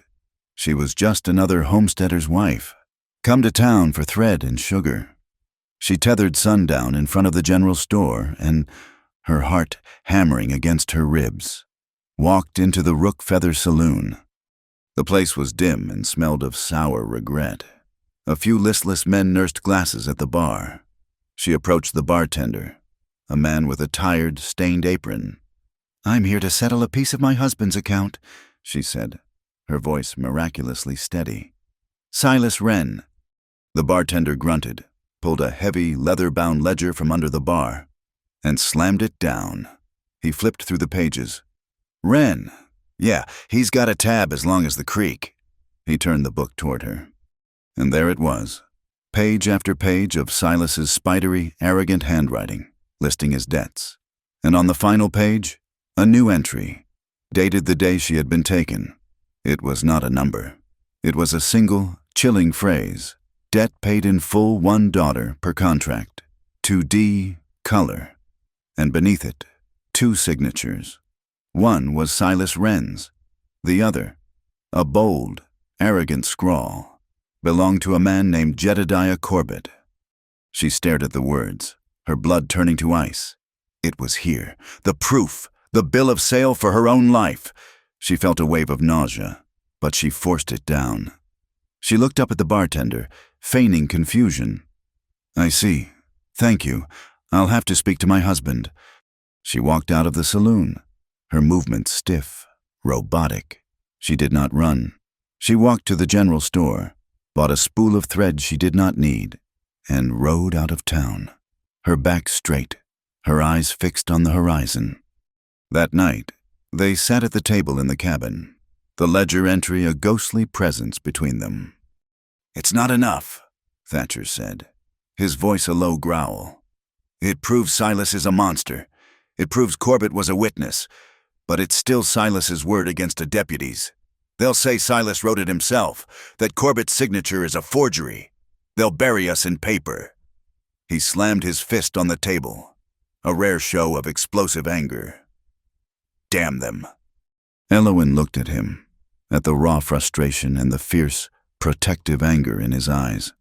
She saw the old soldier, the man who knew how the world worked, how systems could be twisted, how justice could be bought and sold. She saw the man who had retreated from that world because he had been broken by it. She stood up and walked to the corner of the room. To the heavy, iron-bound chest. She stood before it, a silent question. Thatcher watched her, his anger draining away, replaced by a deep, weary resignation. He knew what she was asking. He had shown her a piece of his present. Now she was asking for his past. He walked to a loose stone in the hearth, retrieved a small, rusted key, and knelt before the chest. The lock groaned in protest, a sound like a man in pain. He lifted the heavy lid. The air that escaped was stale, smelling of old wool, polished leather, and something metallic, like old blood. He reached inside and pulled out two objects. The first was a medal, heavy and ornate, hanging from a faded blue ribbon, a Medal of Honor, the highest award for valor a soldier could receive. The second was a sheaf of papers, folded and tied with a string. He untied it. The top page was an official document from the United States Army. It was a letter of discharge, a dishonorable discharge. The charges were listed below: cowardice in the face of the enemy, dereliction of duty, abandoning his post. He did not have to explain. The two objects told the story. A hero, decorated for bravery, then stripped of his honor, his career, his life, by a piece of paper. A lie, formally documented and officially sanctioned. He was a man who knew, better than anyone, that the law could be a weapon, and that a signature on a piece of paper could be more deadly than a bullet. This was why he had hidden himself away. This was the ghost that haunted him. Elowen looked at the medal, then at the discharge papers. She looked at the profound, ancient pain in his eyes. She did not offer pity. She offered understanding. She reached out and placed her hand gently on the heavy, wooden lid of the open chest. "The past isn't a chain," she said, her voice soft but sure. "It's just a trail marker. It shows you where you've been. It doesn't have to decide where you're going." He looked up at her, his gray eyes filled with a raw, unguarded vulnerability. He saw no judgment in her face, only a quiet, profound strength that mirrored his own. She was not just a victim he had saved. She was his equal, a survivor who understood the weight of a past that could not be erased. He slowly, deliberately, put the medal and the papers back in the chest and closed the lid. "The contracts," he said, his voice rough. "If Corbett is signing them, he's not keeping them in a saloon ledger. There has to be another set of books, a real ledger, a place where the forgeries are made." The trail was no longer cold. The whispers from Dry Willow Flats, the ledger in the saloon, the name Corbett, it all pointed in one direction. There was a place on the edge of town, a disused grain shed that sat on the banks of the dry silver ditch. It was always guarded, always quiet. It was the perfect front. The decision was made without a word. The law, as it was written, could not help them. They had to get the proof themselves. That night, the cabin was transformed into a war room. Thatcher took a piece of chalk and, on the rough surface of the table, began to draw. A crude map of Dry Willow Flats appeared, the saloon, the general store, and on the edge, The grain shed. He drew arrows, marking the patrol path of the single guard he had observed. He marked the windows, the doors, the dark alleyways that would provide cover. "There's a new moon in 2 nights," he said, his voice all business now, the voice of a cavalry sergeant planning a raid. "The guard is lazy. He walks his circuit every 15 minutes. That gives us a window." He drew a line from the creek bed, through the shadows of the alley, to the back wall of the shed. "We go in here," he said, tapping the chalk. "We get the ledger, and we get out." Elowyn watched, her eyes wide, a thrill of cold, clear fear and purpose running through her. This was not a desperate flight through the scrub. This was a plan, an attack. They were no longer the hunted. They were becoming the hunters. She looked at the chalk map, at the arrows and the timings, at the clear, undeniable path of action. She looked at Thatcher, his face illuminated by the flickering lamplight, his expression focused, alive, the ghost of the soldier he had once been. This was not about revenge. It was about justice. It was about taking back the truth that had been stolen from both of them. If they succeeded, they might have a chance. If they failed, the law that Marshal Kincaid represented would be twisted into a noose, and Deputy Corbett would be the one to tighten it. The stakes were no longer just freedom. The stakes were everything. The new moon offered no comfort, only a cold, silvered edge to the clouds, a faint, metallic sheen that made the shadows of the dry silver ditch seem deeper, blacker. Elowyn and Thatcher moved along the dry creek bed, using it as a natural trench, their footsteps muffled by the soft, sandy bottom. Sundown was tethered a mile back, her hooves wrapped in cloth, a ghost in the darkness. Their raid on the grain shed had been a bust. Thatcher, with his soldier's sixth sense, had called it off before they even touched the lock. The place was too simple, the single guard too conspicuous. It was a decoy, a trap set for the unwary. "The real accounts," he'd whispered, his voice a low growl in the dark, "are where the money is, where the power is." And the power, in Dry Willow Flats, was the Rook Feather Saloon. The plan had changed. It was no longer a break-in. It was an infiltration, and only one of them could do it. They reached the edge of town, a collection of dark, sleeping rectangles against the pale, starry sky. The only light, a greasy yellow stain, bled from the front windows and the propped-open back door of the Rook Feather. Thatcher pressed himself into the deepest shadow of the alleyway, a place that smelled of stale beer and broken bottles. He was a sentinel, coiled and ready. He nodded once. 15 minutes, he breathed. That was the window. Elowyn's heart was not the frantic drum of a terrified rabbit. It was a heavy, steady, purposeful beat. She pulled the dusty, gray shawl she'd brought over her hair. Just another tired woman walking the alleys of a town that had forgotten her.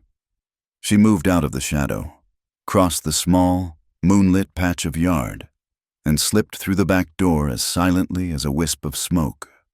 The back room of the saloon was a hell of heat, steam, and noise. A single, haggard woman, her face slick with sweat, was scrubbing glasses in a wooden tub, her back to the door. The roar of voices from the main room was a physical wave. Elowyn saw her chance. A dirty, canvas apron hung from a nail on the wall.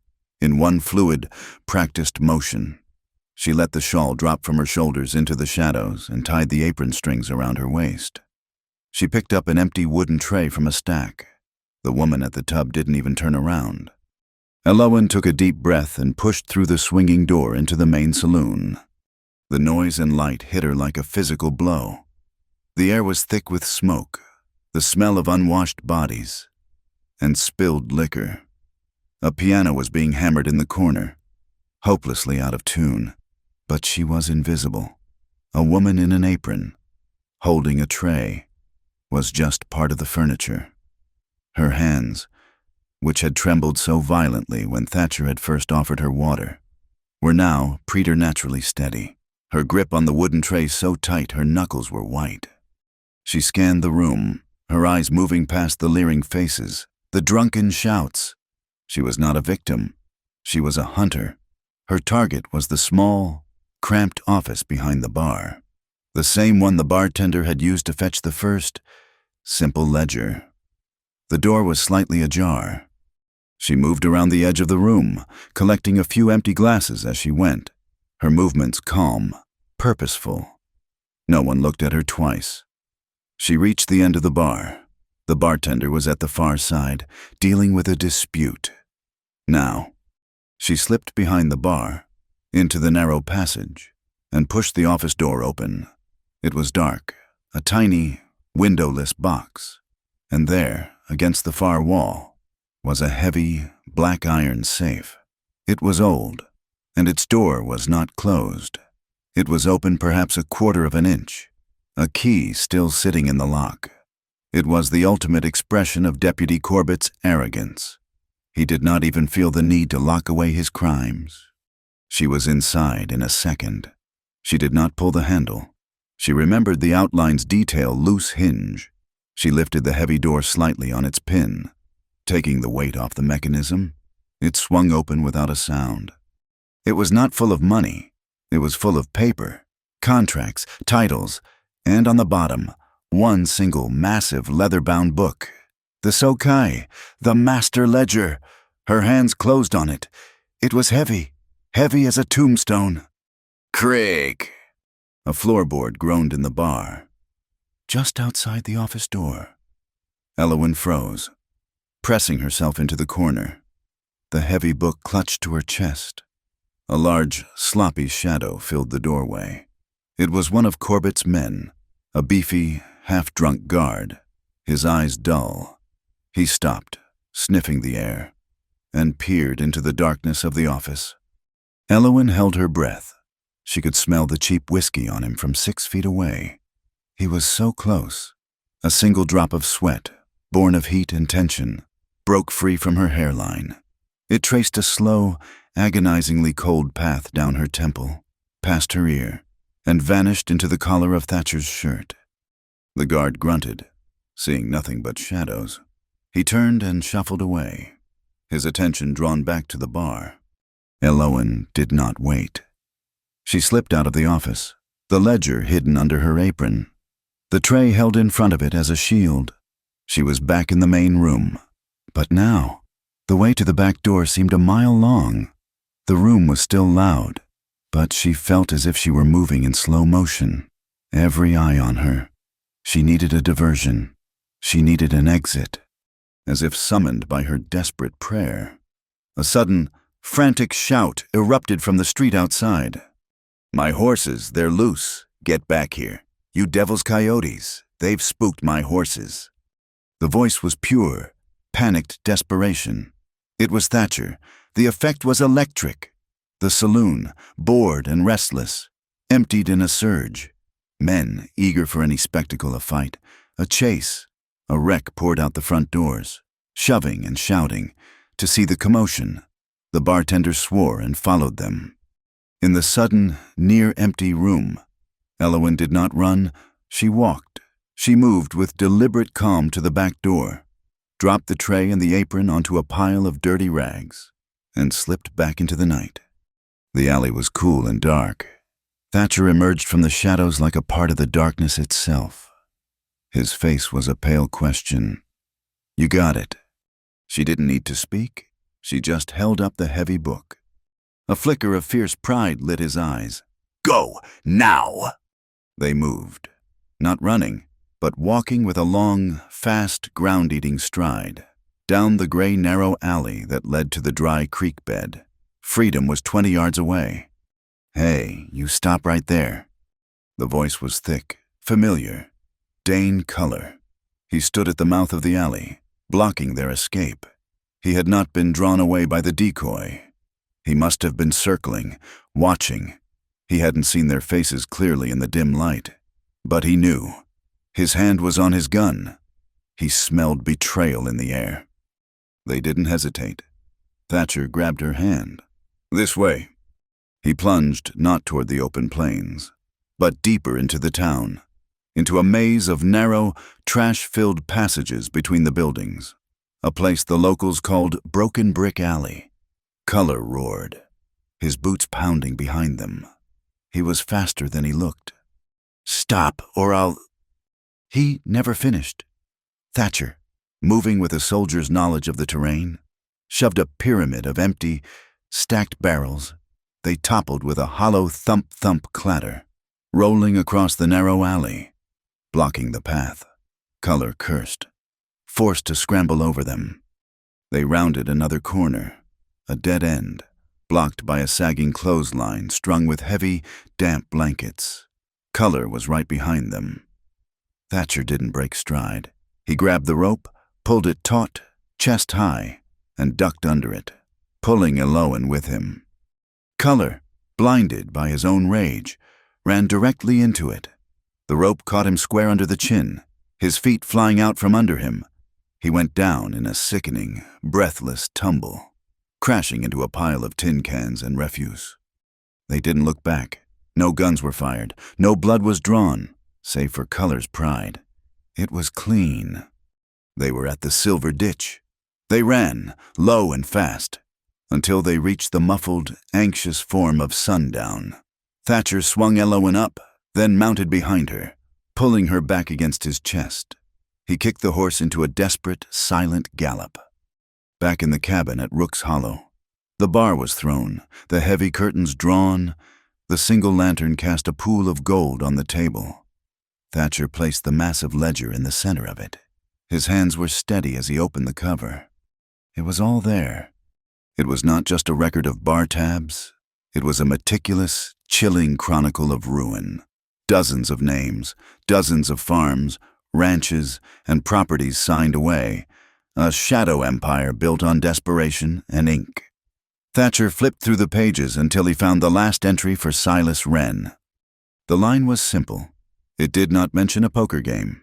It said, "Account paid in full. Property transferred per attached contract." And beside it, not a signature, but a smeared, official thumbprint in dark purple ink. Silas's mark. But it was the thing below it that made Elowen's blood freeze. It was a heavy, embossed stamp, pressed deep into the paper. An official seal that gave the entire monstrous transaction the force of law, Coyote Mesa County, Office of the Deputy. Elowen reached out a trembling finger and traced the raised, circular impression, and then she began to shake. It was a deep, violent tremor that started in her stomach and racked her entire body. It was not fear. It was not cold. It was the release of a lifetime of helpless rage, the abstract, suffocating injustice that had defined her entire life, the casual cruelty, the dismissal of her as a thing. It was all here. It had a name. It had a signature. It had an official stamp. Justice, finally, had a physical form. Thatcher put his hand over hers. "It's done," he said, his voice rough. He did not wait for morning. He tore the page from the book, secured the ledger itself in his saddlebags, and left Elowen in the barred cabin with a shotgun. He rode Sundown not as a rancher, but as a cavalryman, his body low, pushing the horse through the pre-dawn darkness. He hammered on the door of Bram Kincaid's small house in the county seat just as the first sickly gray light was appearing in the east. The marshal opened the door, a pistol in one hand, his eyes bleary with sleep. He saw Thatcher's face, wild and coated in dust. He saw the ledger. He took the book. He lit a lamp. For 10 minutes, the only sound was the flutter of turning pages. Kincaid's face, at first tired, hardened into a mask of cold, righteous fury. He looked up, his pale eyes like chips of ice. "This," he said, his voice a low growl, "is enough to clean out the whole county." He pulled on his boots. He pinned the silver star to his vest. "I'm issuing the warrants. Jedediah Corbett for extortion, fraud, and conspiracy. Silas Wren for human trafficking, and Dane Color as an accomplice to kidnapping." Before the sun had risen, a new game was set. The full, armed power of the law was finally moving. The board was arranged for the final play. The rain came just after dusk. It was not the violent, wind-driven fury of a summer thunderstorm, but a soft, steady, vertical fall of water. The first true rain of the season. It arrived with a scent, a clean, earthy perfume as the cool drops met the hot, thirsty dust. It was the smell of absolution. The sound was a gentle, persistent drumming on the cabin's roof, a rhythmic, soothing percussion that seemed to be washing away the grime and the fear, washing away the memory of the saloon and the long, desperate ride through the darkness. It was a promise of cleansing. Inside, the world had shrunk to the warm, golden circle of light cast by the single lantern on the table. Thatcher had returned hours ago, his face grim but set with a new, hard resolve. He had delivered the ledger. The law was in motion, but the victory had come at a cost. Elowen was on the cot, wrapped in the heavy wool blanket, a violent shiver racking her body. It was not the cold. The fire in the stove pulsed with a steady, red warmth. It was the aftermath, the body's final, shuddering release of 2 days of pure, adrenaline-fueled terror. Now that the danger had a name and a face, now that the fight was truly joined, the strength that had held her together during the infiltration had finally deserted her, leaving her weak and trembling, a feverish heat blooming on her skin. Thatcher was a silent, constant presence. He moved with a quiet efficiency that was profoundly comforting. He did not fuss. He did not ask questions. He simply tended. He kept the fire fed. He brewed a strong, bitter tea from the herbs hanging from the rafters. And every few minutes, he would dip a clean rag into a basin of cool water, wring it out, and gently lay it across her forehead. The touch of his rough, calloused hand as he smoothed the cloth was as gentle as the rain on the roof. She would drift in and out of a light, fitful sleep, and every time she opened her eyes, he was there, a solid, unmoving shape in the chair he had pulled up beside the cot. He was watching over her, a sentinel guarding not just the cabin, but her fragile, new-found peace. Sometime deep in the night, a violent chill seized her, so powerful it made her teeth chatter. The fever was at its peak. Thatcher was at her side in an instant. He felt her forehead, then her hand, which was as cold as a stone despite the heat radiating from her face. He frowned, his brow furrowed with a concern that stripped away his usual stoic mask. He stood, and, for a moment, she thought he was leaving, but he only went to his own cot, stripped off his heavy canvas coat and the dusty chambray shirt he wore over his undershirt. He came back to her, a formidable shape in the dim, flickering light. He lifted the edge of the blanket. "You're shaking," he said, his voice a low rumble, the same words she had spoken to him on that first, terrifying day. The echo of them hung in the warm, still air. He lay down on the cot beside her, outside the blanket, just as he had before. But this time it was different. This time. He gently pulled her back against him, drawing her into the solid, radiating warmth of his body. He pulled the blanket up, tucking it around her shoulders, creating a cocoon of shared heat. He was careful, his movements deliberate, his body a source of pure, unconditional comfort. He settled behind her, and she could feel the steady, slow rhythm of his breathing, the powerful, even beat of his heart against her back. She let out a long, shuddering sigh and relaxed into his strength, her own shivering beginning to subside. He shifted slightly, and his arm came around her, his hand resting gently on her shoulder, a gesture of pure, protective solace. She lay like that for a long time, listening to the rain on the roof and the steady, reassuring drum of his heart. The wolves were outside, circling in the darkness, but in here, in this small, warm space, there was only this quiet, profound safety, this silent commitment. She turned in his arms, slowly, her movements weak. She faced him, her head resting on the thin pillow. Their faces were only inches apart. In the dim light, she could see the lines of exhaustion around his eyes, the hard set of his jaw. He was not just a savior. He was a man, tired and burdened by his own ghosts. He met her gaze, his gray eyes clear and deep. He did not look away. "You don't belong to anyone's dead anymore," he whispered, his voice rough with an emotion she could not name. The words were a key, unlocking the last, rusted shackle on her soul. A single tear traced a hot path from the corner of her eye into her hairline. "Then who do I belong to?" she whispered back, the question a ghost of her old fear. His gaze did not waver. He reached up and, with a surprising gentleness, wiped the tear away with his thumb.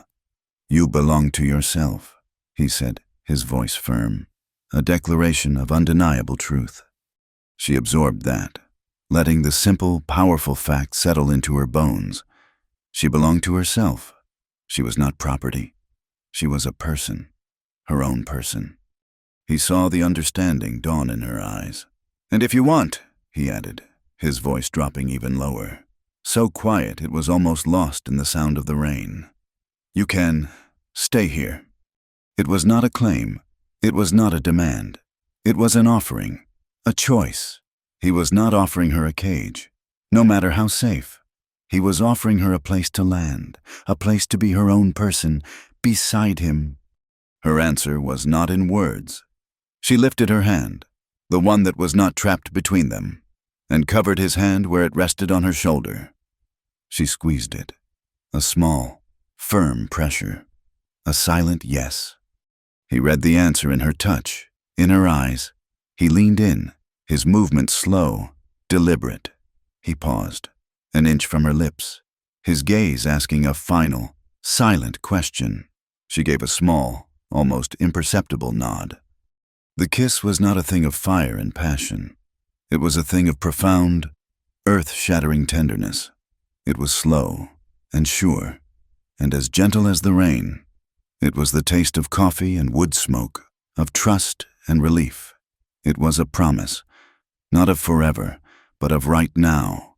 It was the sealing of a silent pact, a meeting of two lonely, wounded souls in a small, safe harbor.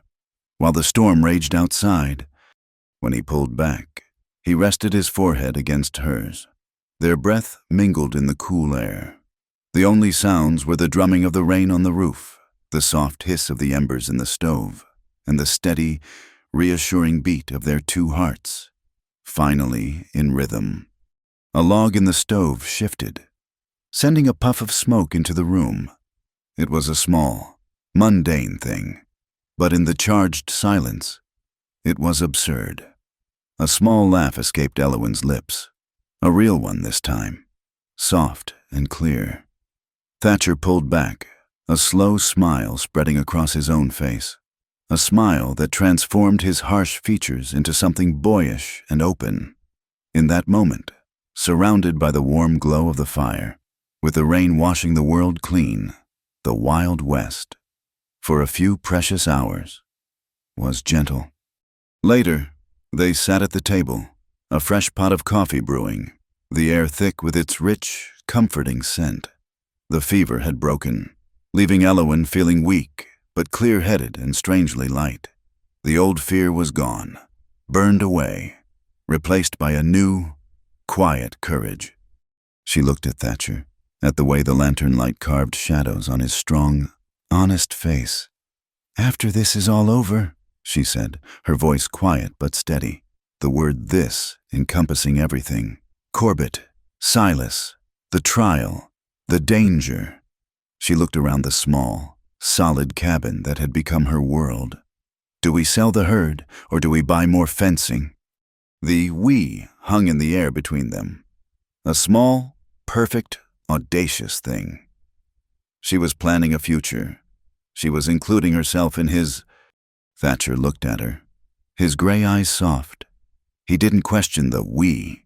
He accepted it as the most natural thing in the world. He reached across the table and took her hand, his calloused fingers lacing through hers. "Neither," he said, his voice a low, steady rumble. "We buy peace." The words were a vow. That was what this was all about. Not revenge, not even justice. It was a fight for the simple, quiet, profound right to be left alone, together. A sudden, sharp knock on the door shattered the quiet. They both froze, their hands still clasped on the table. The sound was sharp, official. It was not the angry pounding of a drunk. Thatcher rose, his face instantly reverting to its stoic, guarded mask. He moved to the door. "Who is it?" "It's Kincaid." The marshal's weary voice came through the wood, muffled by the rain. "Open up, Thatcher." Thatcher slid the bar and opened the door. Bram Kincaid stood on the porch, dripping, his hat pulled low, his face grim in the lantern light. "The warrants have been served," he said, without preamble. "Corbett and Wren are in custody.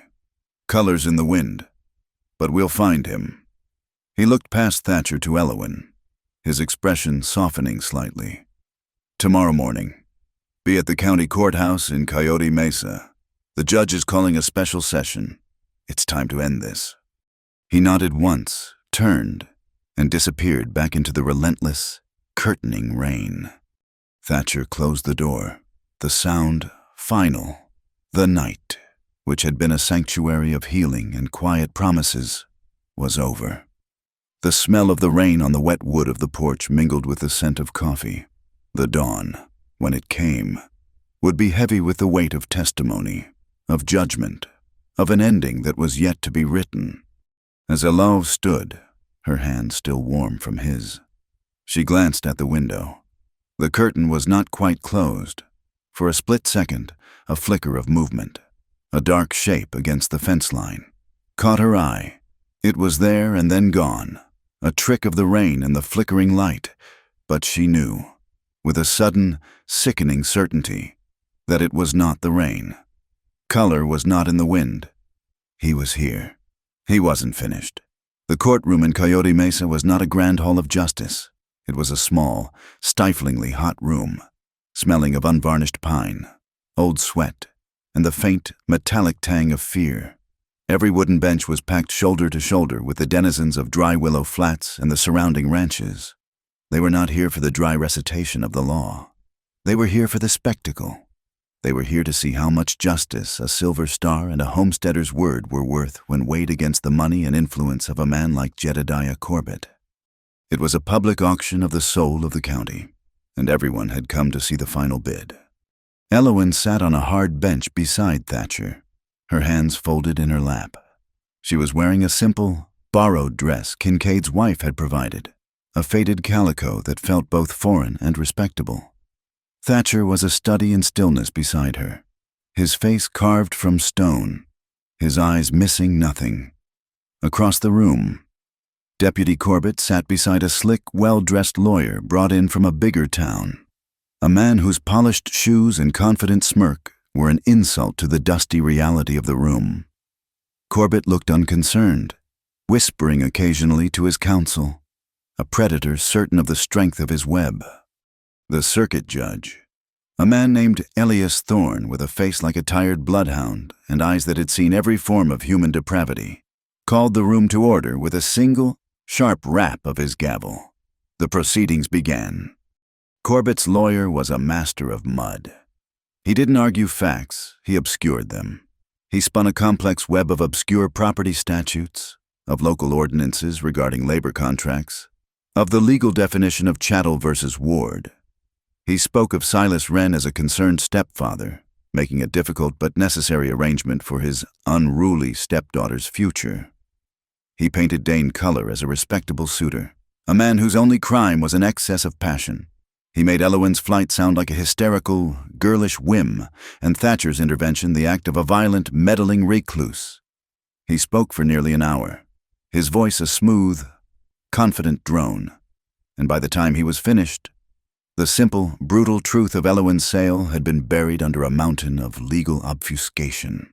A nervous murmur went through the crowd. The web was strong.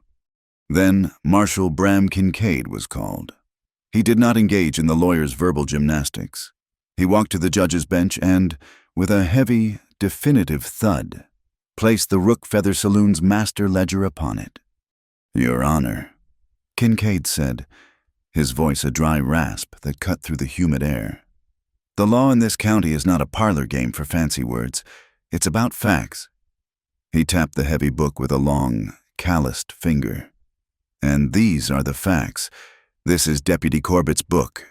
From his safe, it lists dozens of men he has systematically ruined, and on the last page, he flipped it open. It lists the sale of a human being, Elowen Pike, to pay a gambling debt. An illegal transaction stamped with the official seal of Coyote Mesa County, a seal entrusted to that man." He pointed directly at Corbett. The lawyer jumped to his feet. "Objecting, citing hearsay, improper procedure, forged documents." But the ledger was a physical, undeniable truth. The mood in the room shifted. The web had begun to tear. "The court calls Elowen Pike." Elowen stood. Every eye in the room was on her. Thatcher's hand brushed her back as she passed. A small, grounding touch of support. She walked to the witness stand, her back straight, her head held high. The borrowed boots Thatcher had given her made a soft, solid sound on the floorboards. Corbett's lawyer began his cross-examination with a condescending smile. "Miss Pike," he began, his voice dripping with false sympathy, "is it not true that your stepfather was merely concerned for your welfare?" "No, sir," Elowen said, her voice clear and steady. "He was concerned with a poker debt." "And this contract you mention, isn't it possible you misunderstood its terms, that it was an arrangement for your employment, for your protection?" "I understood that I was not given a choice," she replied. "I understood the man he gave me to was drunk and violent. I understood that I was not being protected. I was being sold." She did not cry. She did not raise her voice. She simply answered every twisted question with a dose of cold, hard, unadorned truth. She told of the wagon, of the ropes, of her flight. She spoke of Thatcher's intervention not as a romantic rescue, but as the act of a decent man who had stopped a crime in progress. With every simple, factual statement, she cut another thread in the lawyer's web, until it was nothing but tattered, useless strands. The crowd was silent, leaning forward, captivated by the quiet, unshakable power of her testimony. Finally, the judge ordered Silas Wren to be brought forward.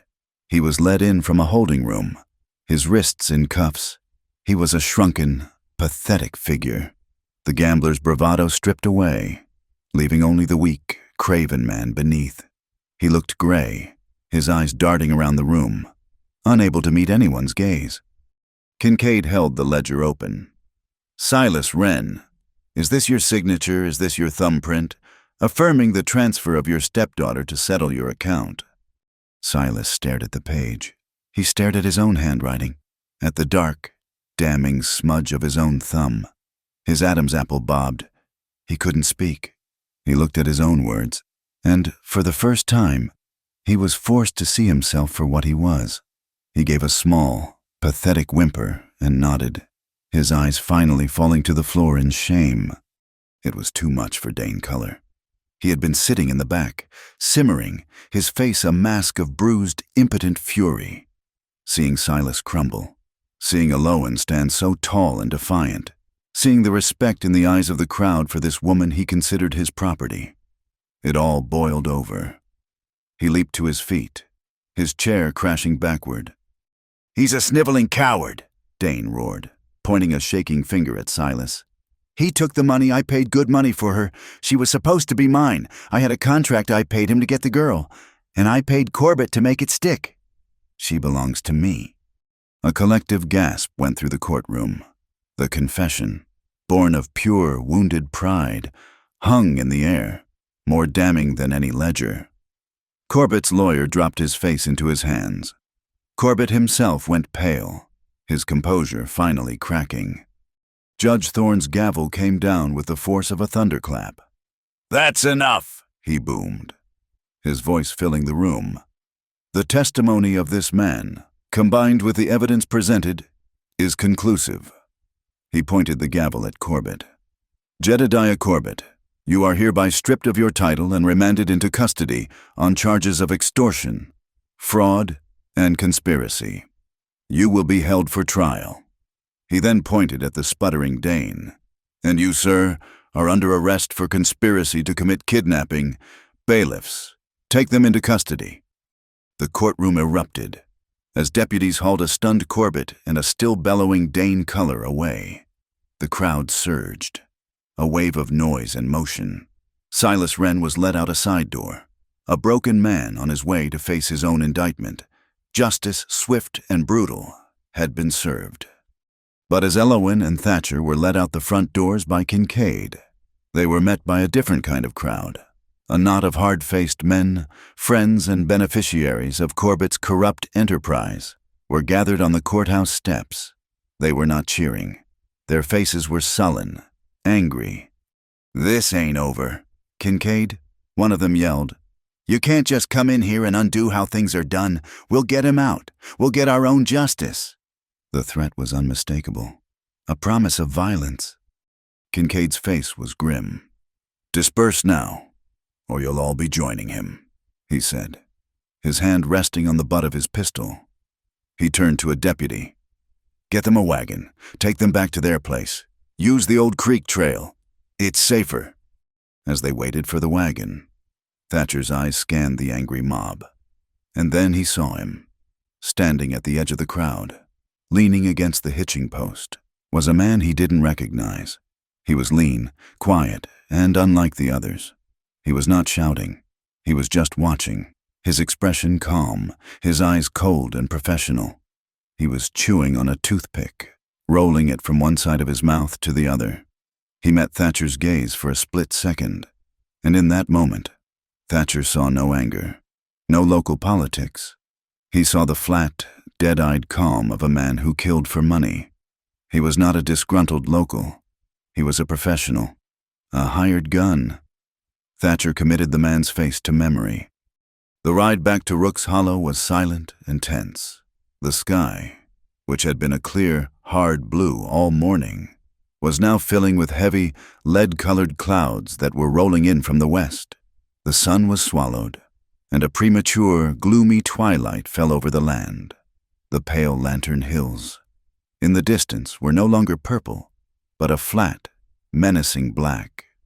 The news of the verdict had traveled faster than their wagon. It spread like a grass fire, carried on whispers and rumors from the county seat to every saloon and ranch house. The old order had been broken. Corbett was in jail, and the two people responsible were holed up in a small, isolated cabin at Rook's Hollow.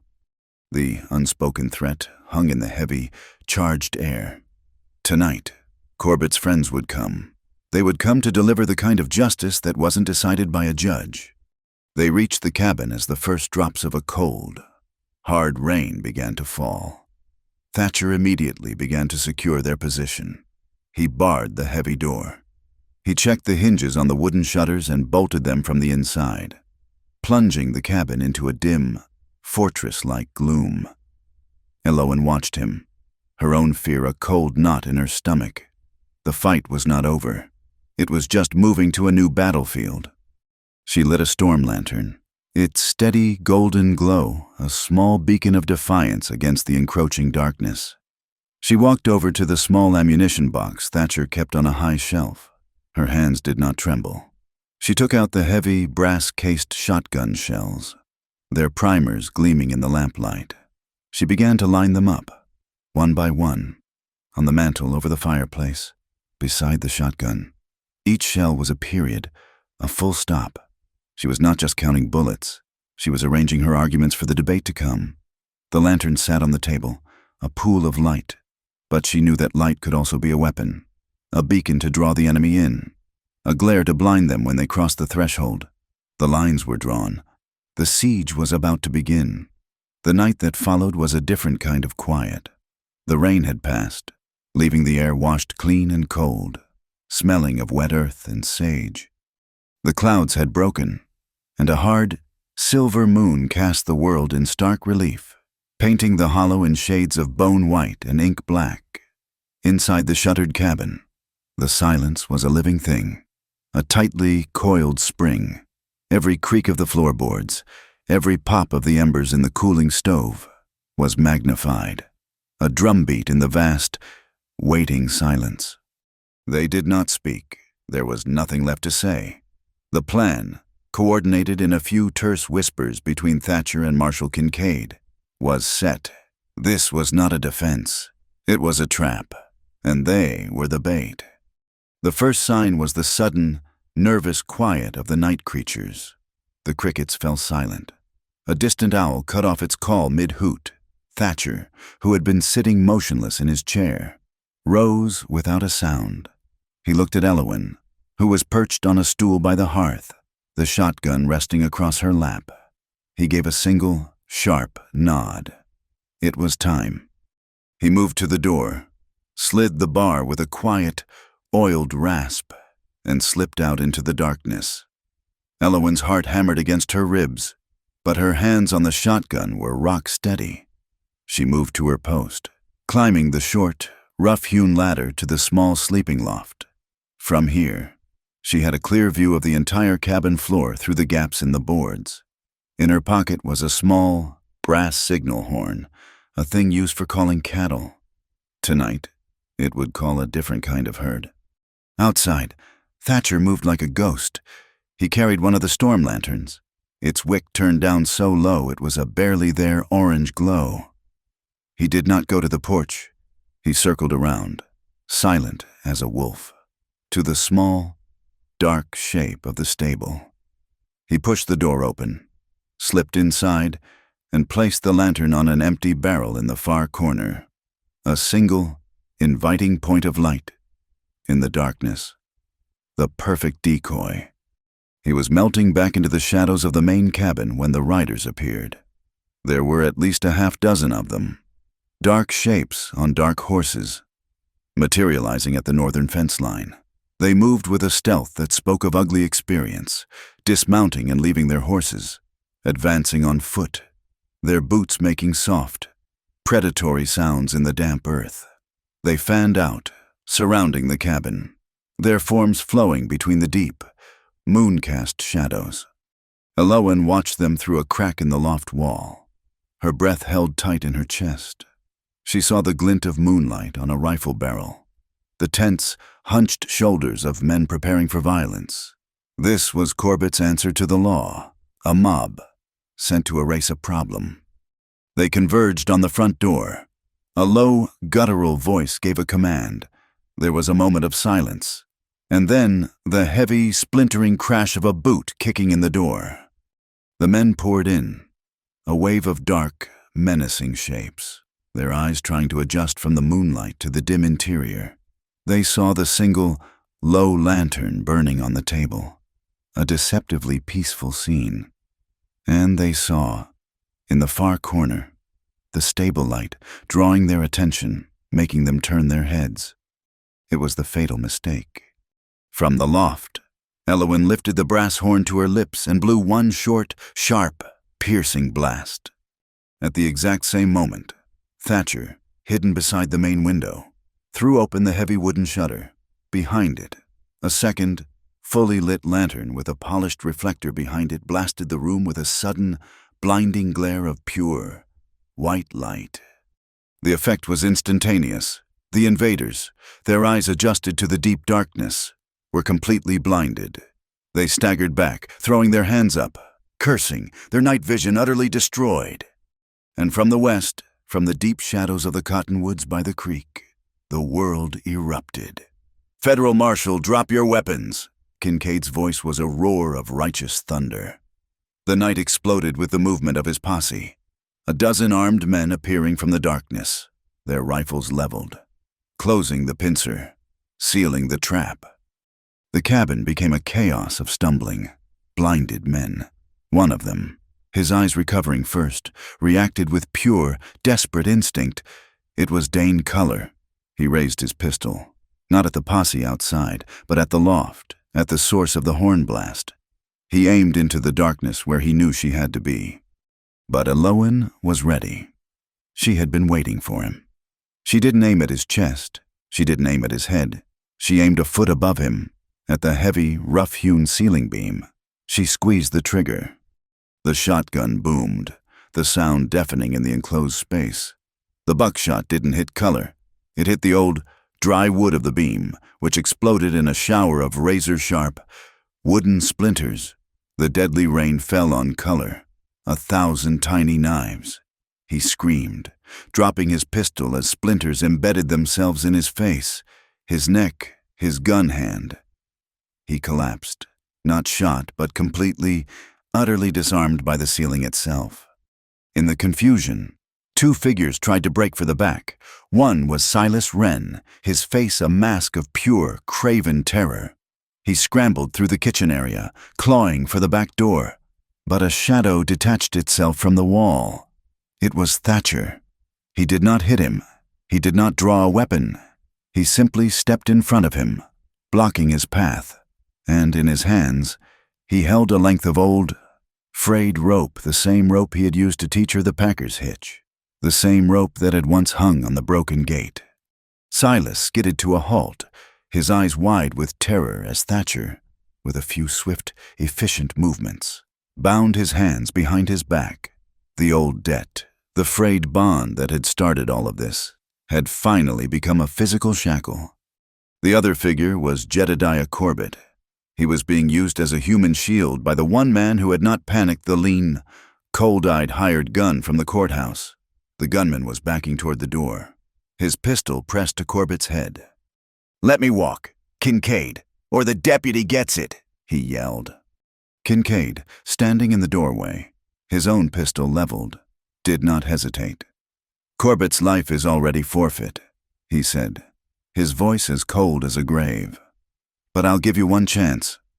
The gunman made his choice. He shoved Corbett violently forward, sending him sprawling to the floor, and made a desperate dive for the open doorway. Kincaid's pistol cracked once. It was not a killing shot. The gunman cried out, his leg buckling beneath him as the bullet tore through his thigh. He went down, his escape, and his career, finished. The fight was over.